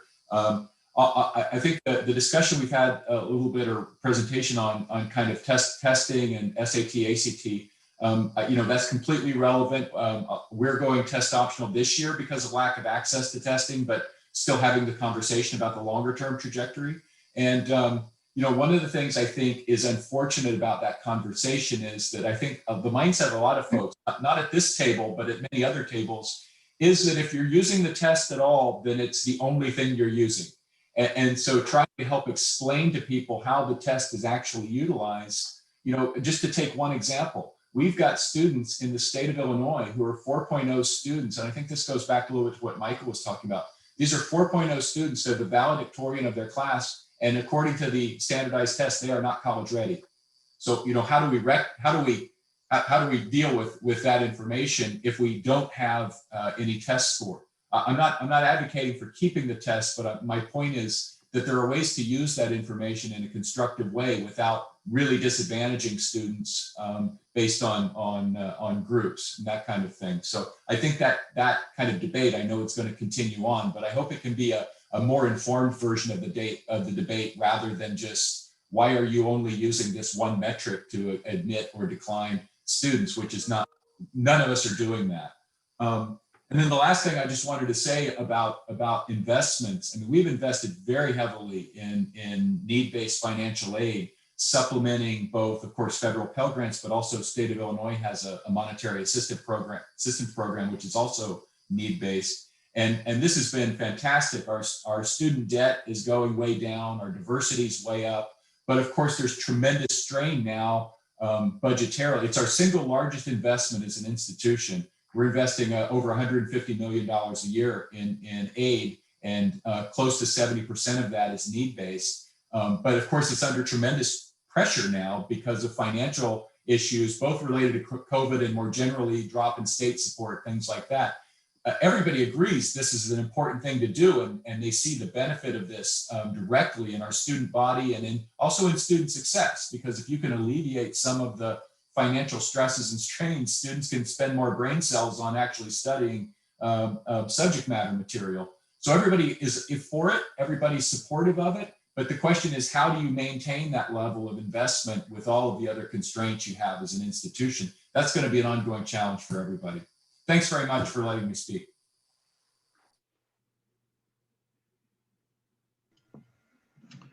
Great. So I'm going to jump in and just take a look at the Slido questions, and the one that has received, there's a couple with 3 upvotes, but there's one with 4 upvotes. And someone asked, has anyone persuaded their presidents and communications officers not to brag about entering students' high test scores and focus instead on other aspects of success? So John, I can talk about that. We don't actually report our, average test. I don't think it's anywhere in our news release. Again, we have a little bit different admissions process, but there's also a focus and a very deliberate conversation about student outcomes metrics. So we don't see test score as an outcomes metric. We don't measure it that way. We don't establish it that way. And so I think, for folks asking this question, I understand it. I do, because that's what a lot of folks think of as a necessary measurement.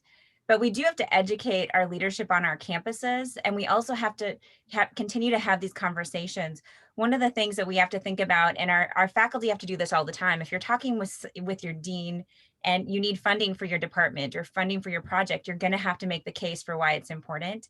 And so we're constantly educating folks about what's important. So that slide that I shared today, what isn't measured doesn't move. We're not looking at test score as a measurement that needs to necessarily move one way or the other. The other goals are really important. So we're measuring the goals that matter to the institution. And I know I'm giving kind of a circular answer because everyone's going to say, yes, but our folks want to talk about it. I think increasingly we have to let our leadership know that that is just a component of our review. It's not something we measure.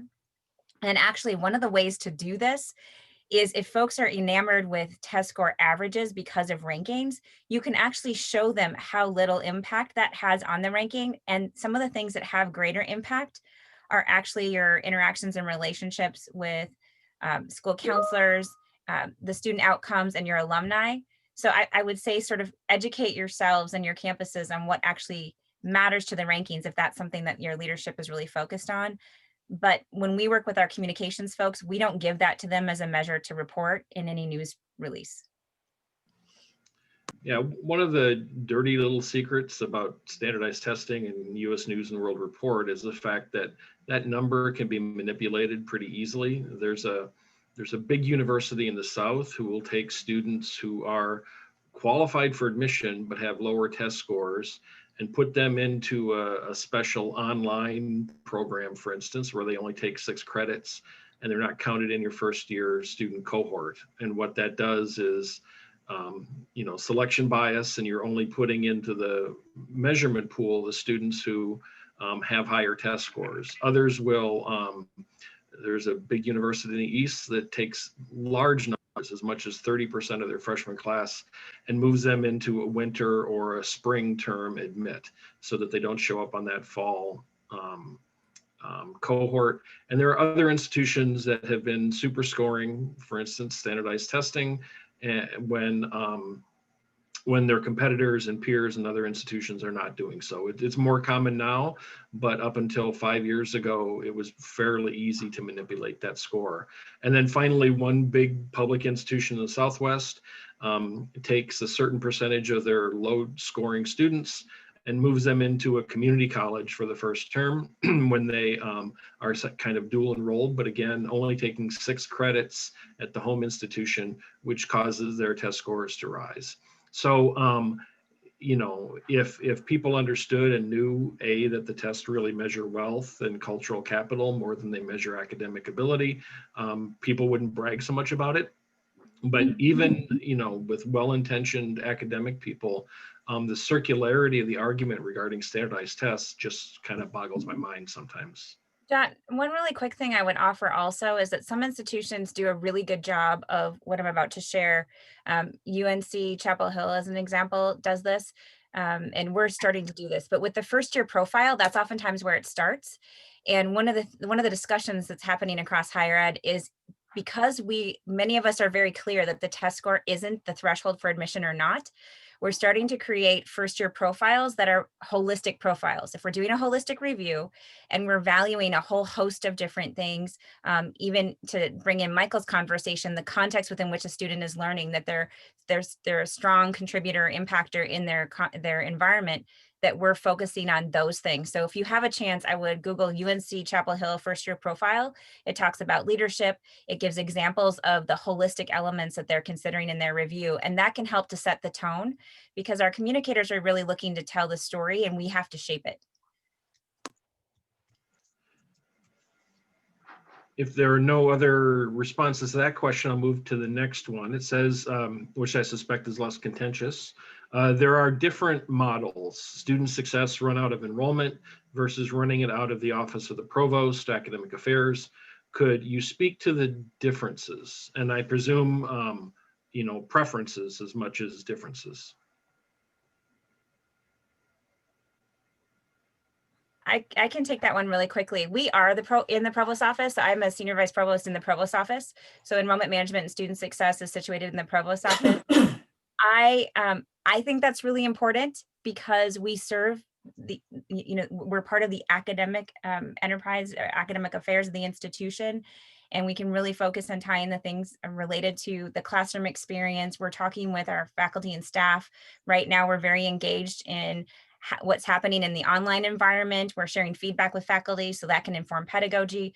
So I do like that, but just to be clear, we're in the provost office. I think if you are in an enrollment area that's in student affairs, then you have an obligation to have those strong partnerships and collaborations. It can work anyway.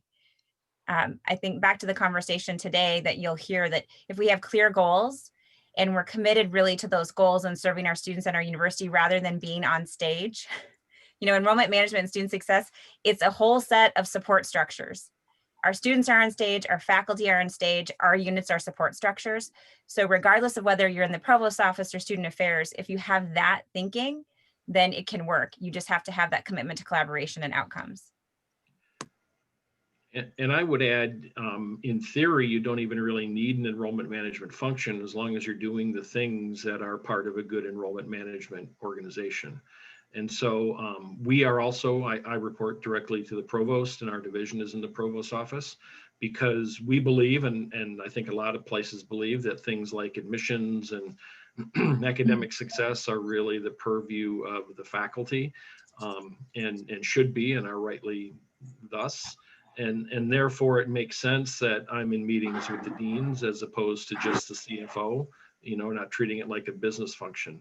The part about enrollment management that's really important is it doesn't matter where you sit, it matters where you look. And I wrote a chapter in a book once and said that if enrollment management had a god, it would be Janus, the two-faced god, because we're the one division within the university that has to know the inside of the university and look inside what's going on the academic side and the financial side. But we also have to be savvy enough to understand that our focus has to be external. We're more driven and more focused by what happens in markets, external, both demographic and economic and cultural markets that are important to how much we succeed and how well we succeed. And so as long as you have that perspective and are doing those sort of things and bringing those issues to the very top of the organization, it doesn't matter where EM sits. It's really a matter of preference. And John, go ahead. I was just gonna say, I would echo that, and I report up through the provost office as well, but early in my career, I was a part of student affairs and enrollment management. And I think that you had to work a lot harder and be more intentional about making those connections in the academic units. And I think sometimes having a more natural reporting line made it easier. So I think being on the provost side, now I'm biased, I want to be on the academic affairs side, because I think there's more natural connections to the academic programs and to the colleges. Beth, I was just going to add to underscore what you just said. If you are on the academic affairs side, then you have an obligation. It's kind of back to what John said. It matters where you look, because when we're making an admission decision, we're making a graduation decision. So it's not just who gets in and what does that look like. It's connected all the way through. So that has to do with our academic programs, how we're teaching, how we're educating, what the student experience is from an academic experience. And increasingly, one of the things we have to remember is that as we're serving more and more first generation and low income students, and we want to see more of those students in our classrooms, the one common experience our students have, potentially, if we have a common experience, it's the classroom experience. That's why students are coming to college to learn. But our faculty are absolutely engaged with whether our students succeed, what they learn, and what their outcomes are. So if you're not in academic affairs and you're in student affairs, you've got to have that in your sights as one of your clear core partners. I would also say, though, we're academically eccentric and prestigious, we have to really work hard to include our student affairs partners. And I think people on my side of the organization forget about the student affairs folks, and I'm a student affairs folk at heart. So it's very easy for me to bring those folks into the conversation, to make sure they're engaging on the retention dashboard initiative, to make sure we're tapping into themes and things around mental health and student support and all the programs that come out of their areas, and even thinking about variables that we look at around student engagement and how do we bring that into the conversation, because it can't just always be like academic metrics, because the student has an entire experience. And oftentimes when I learn about students who are not staying at our universities, their situations are complicated, and academics may be one element of that, but there are many other things about their college experience that bring that together. And so we have to work hard to bring everybody to the table of the conversation. And when you're in the provost's office now, I think you have to make a commitment to say student affairs, international programs, equity and diversity, they all need to be at the table. Well, and that points out to Beth that every institution has a different configuration, but to John's point earlier, the individuals, regardless of where they sit, it is a campus effort. You cannot separate out, there can't be a silo effect, or it can't be effective. There is, I think, an important and distinction to make, though, between worldviews and orientation, between enrollment management and student services people. And it sounds very crass, but it struck a chord with me that someone I know once said, the difference between enrollment management and student affairs people is like the difference between epidemiologists and nurses. Enrollment management people tend to look at big systems, and we know that some people are going to die, and nurses think everyone can be saved.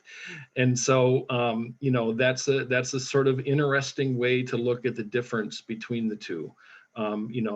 Student affairs people tend to personalize everything down to the individual student level, and enrollment management people tend to roll student experiences up into one big system.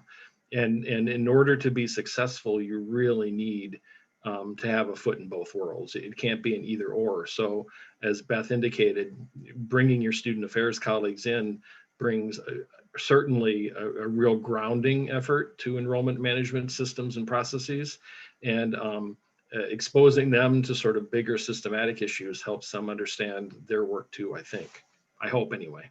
Well, and you find also that because institutions flux over time, that you may have, to Beth's point, someone in academic affairs who began their experience in student affairs, or someone who began their experience in academic affairs who's now in student affair leadership. I think the experience and the talents of all of our colleagues across campus matter to contribute to these outcomes. So there's one more question that got 3 votes, and it says, who is doing the coding that goes into your dashboards? and what factors go into the characteristics defined in the dashboard. So I'm not sure if this was a response to something specific that somebody saw in a presentation or a general question, but anybody can jump in and take that. Well, I think my initial reaction to that is no matter who decides what goes in the dashboards, people are always going to be skeptical about what you're putting in the algorithm to generate the information. So that's just kind of my one aside. But we have a student success analytics team who, in lieu of EAB, we decided we could do it ourselves at Minnesota. And so we put our own resources to a student success analytics team, which then has an advisory team of which I sit on and others sit on that help kind of guide and prioritize what it is that each dashboard tool is looking at, and then what variables are included in those. So for my dashboards, I do my own code. I'm not a coder, but I use Tableau, which has given me a great opportunity to look at data and present it visually to people. And what I found, the biggest lesson is that data democracy really engenders a sense of trust like nothing else you can do. And so, you know, for us, when I was at DePaul, we put all of our enrollment data onto a server where people could manipulate and look at and view.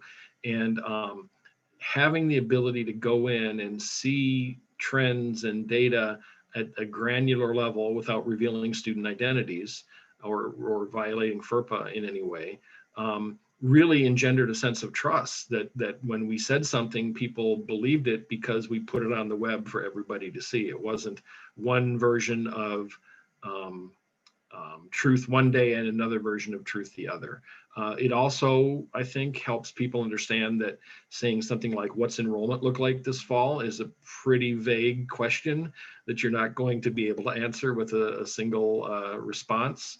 And it, it helps people understand that things are fluid and change over time as well. So whatever you put in there, make sure it's widely accessible and widely known to people on campus, and give them the access to it. Don't say this is my data, you can't look at it. I second, third, and fourth that last comment, John. On our campus, we do have a small enrollment analytics team. They're different than the institutional reporting team because their focus is not on creating reporting data. Their focus is on creating decision-making data.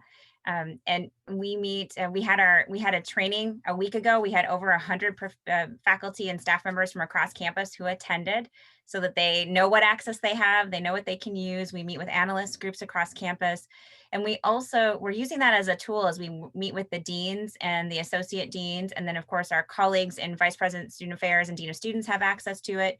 But we're using that so we're all speaking a common language. It's helping us set sort of the tone for collaboration and coordination across campus. So when we meet with a college and we're talking about a concerning data element, then we can strategize around how we serve our students together instead of having competing data. Again, I advocate all the time for information-rich data. And to John's point, one of the things that we have in the dashboards is also every single dashboard, and this, we all know this, but this gets lost a lot. Every single dashboard has an explicit key about what data elements are in it and how it's used, so that the transparency is always there. There's nothing hidden. And if there are different data needs, then we're adding the strategic and operational dashboards that can help us make decisions for the long run. We don't do one-off data reports in our dashboards. That's not what it's for. It's for collective information so that colleges, schools, and units and we can support good decision-making for the achievement of outcomes.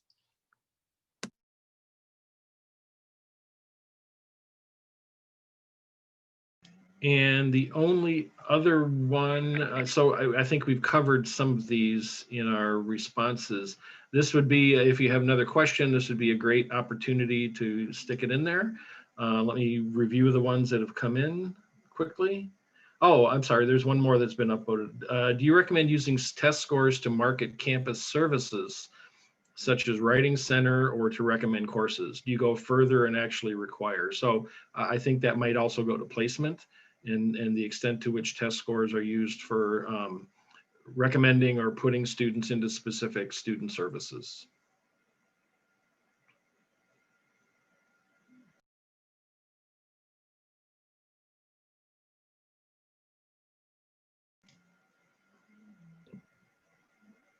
I'll say we have used them on a limited basis in the past, but when we decided to go test optional, our faculty voted 71-1 in order to do it. And we had addressed all those concerns.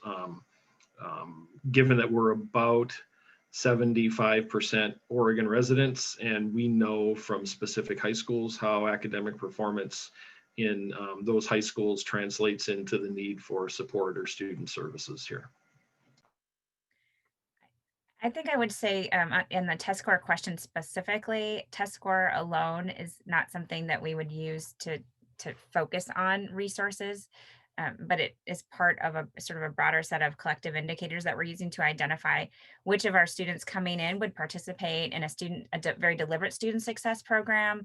And then we're monitoring student success along the way. I think Beth talked about this eloquently in terms of identifying interventions that would support students. So looking at students where they're starting to maybe fall off track of where they were, then we would target students for services and resources, but not just test score alone. The exception is that we have a statewide sort of threshold for students who need to participate in remedial coursework, and the state has used a test score measure for that. That would be the exception. We don't use it that way either. Yeah. Go ahead. If there aren't questions, I know we talked earlier about kind of hearing from the group, sort of what they would want to know from enrollment management. So if we have time, it would be great for us to be able to ask the group some of those questions too. And maybe rather than putting that in Slido, if you want to raise your hand using the function, and we'll call people as they pop up. If you know how to go to participants and then click the button to raise your hand.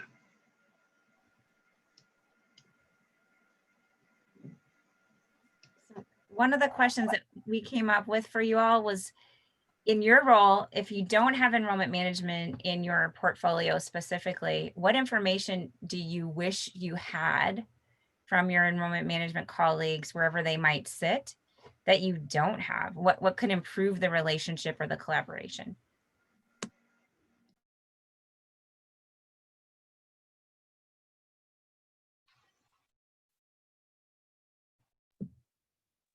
You know we're going to call on you if you don't offer.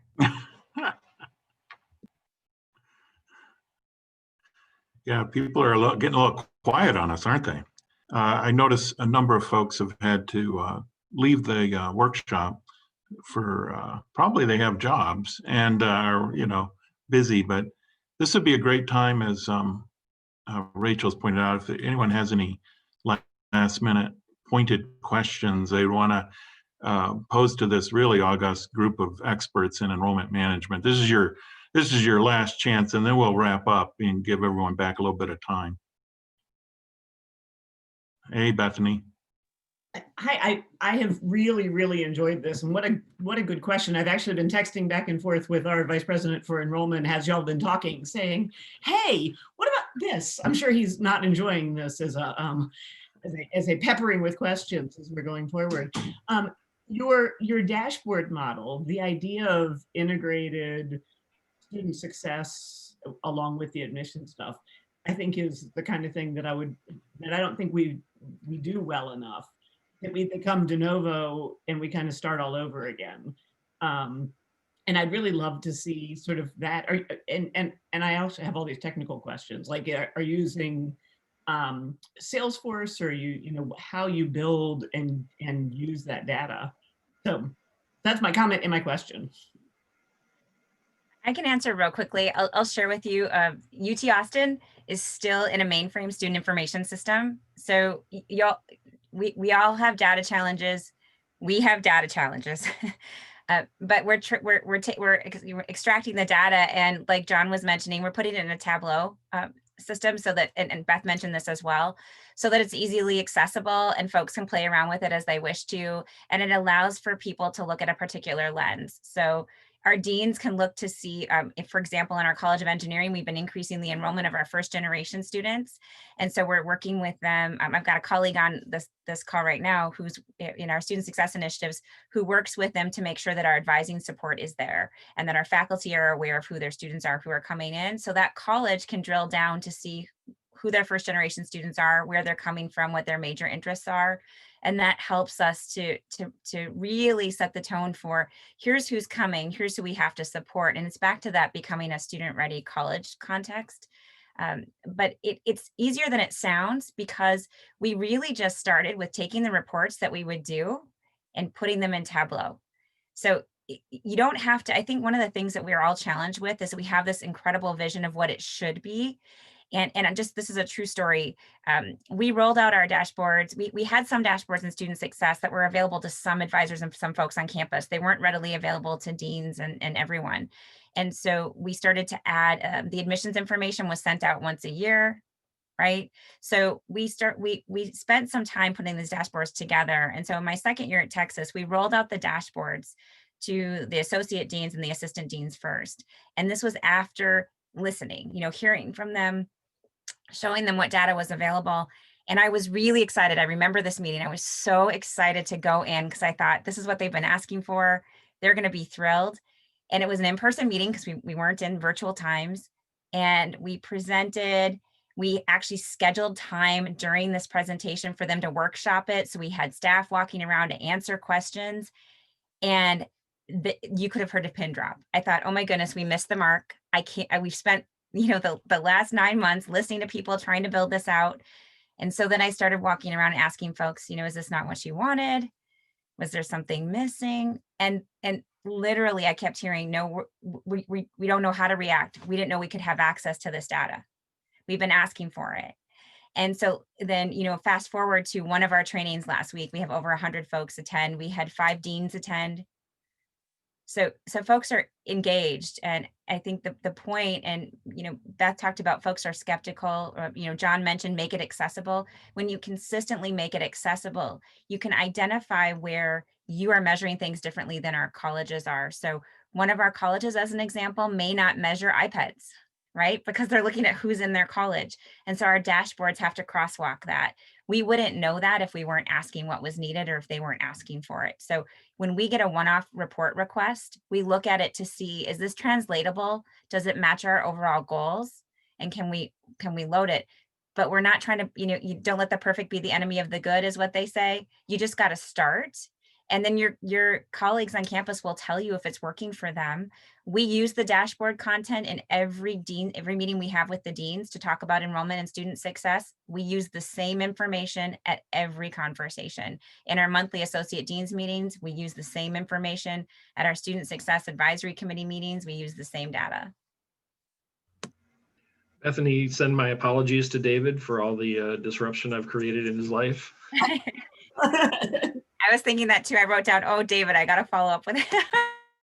I was just going to say too, as you build student success tools, the Tableau is really great and creates transparency, but I think there's some challenges too when we're building something called curricular pathways, and we're building something about degree progress, and we're building something about retention levels. That's really hard because people don't have the capacity to go into all of these different systems. And so as I sit in the middle of all of this, I think, well, the advisors need all of this. So how do we take all these things that this is generating and put it in a place that makes it meaningful and actionable for an advisor? Because building the tool is one thing, but if nobody has the capacity to use the tool, then how useful it is. So I think we're kind of at a crossroad where we have all these tools and they're sitting over here, but who's using the tools and who's leveraging the tools? And how do we get the nuggets out of the tools and then just get them into the hands of the people who need them? And I think that's what becomes challenging because it's really involved to develop this degree progress off track to degree thing. It's very involved. So many data points. I'm a practitioner in this space. I'm the person in the room asking the silly question, because it's very complicated, but yet if it's not translatable to the person who's the director of advising for a college, then that makes it hard for the tool to be leveraged. And so I think that's kind of a challenge in some of these student success analytics spaces that we're having. And Beth, you point out something we've talked about a lot today, which is data can be really interesting. So you do have to parse out. I mean, when you start to roll out data, folks start saying, well, what about this? And what about this? What about this? So we do a lot of timeout. What are we trying to achieve? And sort of recentering the conversation. And the dashboards I shared you, we have leadership dashboards, and then we have advisor tools. So we are parsing out the audiences in terms of the drill down. But we do have to all be really deliberate about making sure we're asking good data questions, because you want to measure twice, cut once. If you put too much data out there, to Beth's point, people don't have time, they don't have the capacity. And one of my mentors, Wayne Sigler, used to say, make it easy for somebody to say yes or no. So it's what question are we trying to answer? What goal are we trying to achieve? And what would help us say yes or no to whatever decision we have to make? I think that's really important. We have lots of data available to almost everybody, but it's the how to ask the right kind of questions and make the right kind of decisions that I think the dashboards y'all are showing are really good at being able to think about the question with the end in mind, rather than just data by itself. So thank y'all. Hey, Tom Beachai from Colorado State University with the enrollment group here. We've been trying to make the case for along the lines of the analysis and the data visualization of the need for that support within our department. And so I'm curious if folks have that in their departments, or do they rely on institutional research or others outside to actually do the work of the analysis and data visualization? I arrived here a little over a year ago to a division that was admittedly by the provost underfunded. And so one of the things I had hoped to do this year was hire a director of analytics and reporting to make that happen.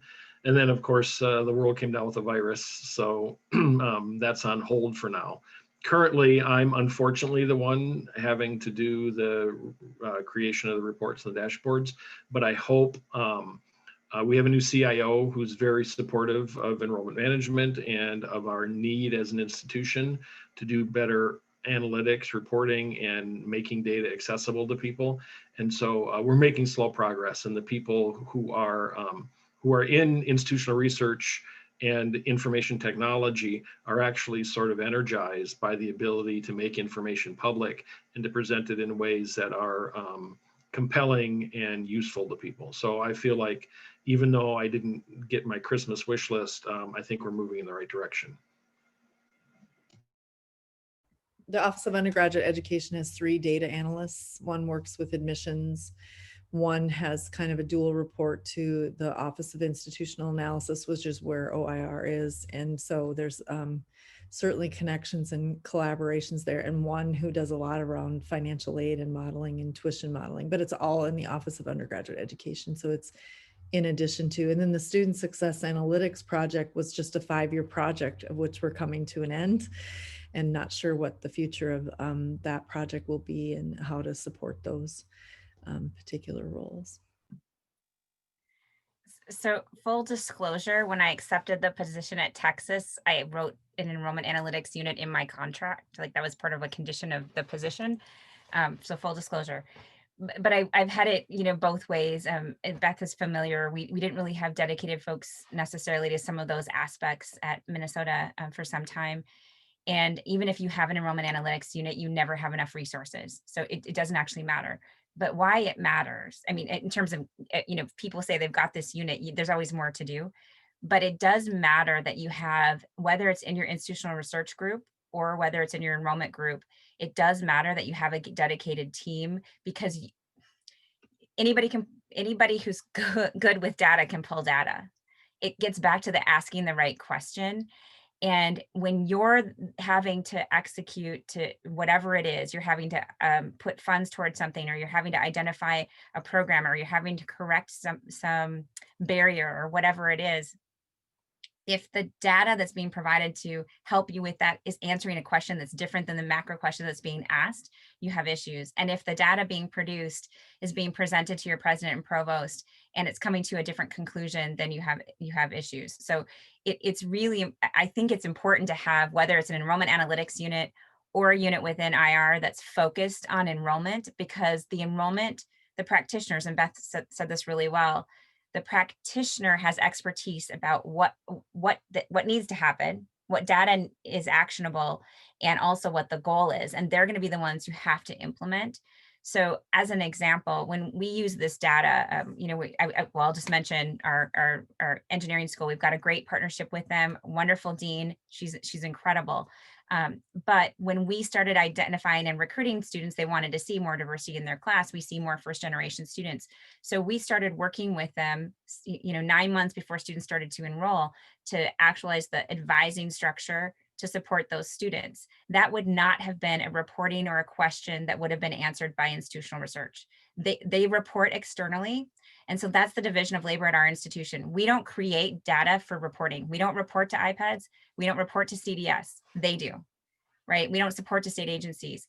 We create data that can be used for strategic and operational decision-making. And so I think if you can help frame it that way, you can actually make some more progress. But the other thing is about the dashboards. Oftentimes we think we need more resources than we do to make progress. And one of the things that we do a lot of times on our campus is use the concept of proof of concept. So we will create something, we'll work with our partners to see if it meets their needs, and then we'll educate the campus about what it is.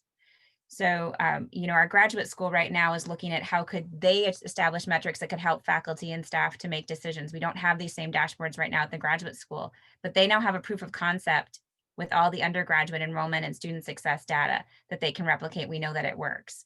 So you kind of pilot, demonstrate a proof of concept, and get resources to demonstrate the outcomes, or to support the outcomes, and you can grow it over time.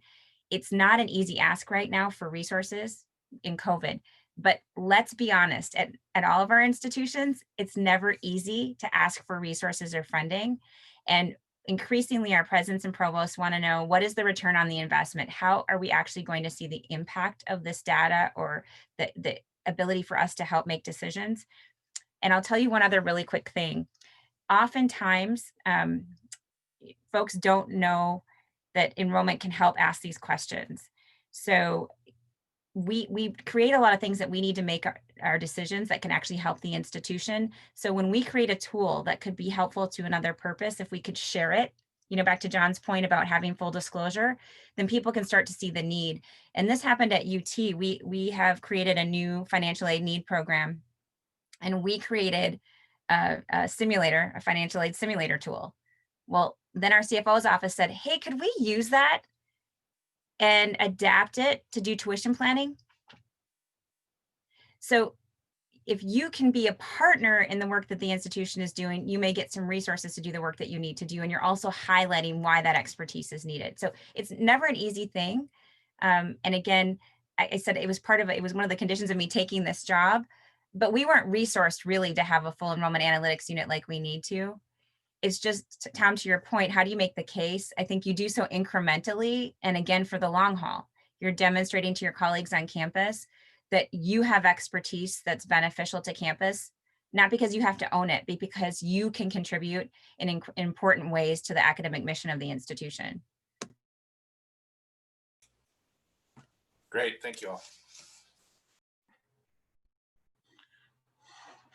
We began this workshop with a little technical difficulty, and while you were answering, Rachel, I had to move away from not one, but 3 leaf blowers right outside my window. So that's how I think maybe we should end. If that's all right, I would just love to thank this really great panel. You've been so generous with your time, your experience, and your expertise. We're really grateful to you all for. And I also want to acknowledge the participants today. You may not recognize all their names, but they're familiar to me. They're from major research universities from the East Coast, the West, the South, the North, the Middle. And it's a great distribution of folks who I think are very influential, not only on their own campuses, but likely to share this recording with their colleagues in different networks, both academic, enrollment management related, and others. So let's hope this all this information that you shared and perspectives, some of which is contentious, to use John's word, some of which is just good sense, makes good sense for universities and students. Let's hope it's shared very widely and passed along.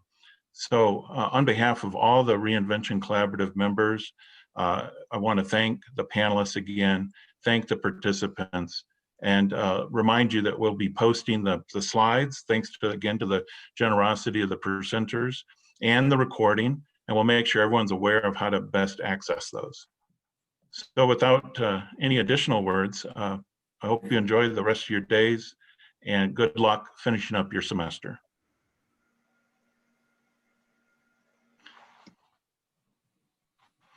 Wow, that was great, guys. Thank you so much. Thank you. Yeah, it was really terrific. Hey, Steve, I was just going to mention it's better to hear leaf blowers than snow blowers. You know, Michael, we had snow in Colorado, but it melted. We haven't had snow. But it's that was so impressive. I learned a lot, and I know everyone who participated will have learned a great deal. I did not fill Bob's shoes, but I did my best. No, you did, and I mentioned, I texted to Bob, or I was emailing with him actually during your workshop, and I did, and he was so grateful to you. He wanted me to pass along his you know, gratitude, and also he says he's feeling better, so that's good news on that front as well. Yeah, so well. Thank you. Yeah, Beth. I was honored to be a part of it. I actually took some notes, so I really appreciate it. Beth, I've tried to do other people's slides and presentations, and I know how hard it is, and you just nailed it. So nicely done. Well, you know, Rachel knows. Rachel debriefed me quickly yesterday, and she's like, Beth, why does Bob have 30 slides? I said, Rachel, he hasn't changed. He always has 30 slides for 2 minutes or whatever it is. So anyway, you didn't do your job. Bob's a geographer. Yeah, right. That's the job then. I had to get the maps in there, though. I did honor the You'll have to make sure that gets added when you share the slides. I was waiting for your joke. So Beth was telling me yesterday, she's like, I'm going to do the joke and explain to everyone. I didn't do the joke. I didn't do the joke. Loves maps. Yes. So wow. It was great to be a part of it. Thank you. Yeah, thanks so much. And I hope you have a great rest of your day. We'll be in touch. Thanks. I'll email my slides to whom? Jenna? That would be perfect. Thank you. That'd be great. Thank you. Okay, great. Jenna, thank you. And Thank you all. And Michael, thank you for including all of the resources in your slide deck. Yeah, I'm going to add a few to mine too. That's a great idea. Great. Thank you. Good to see everyone. Thanks. All right. Take care. Bye. Bye now.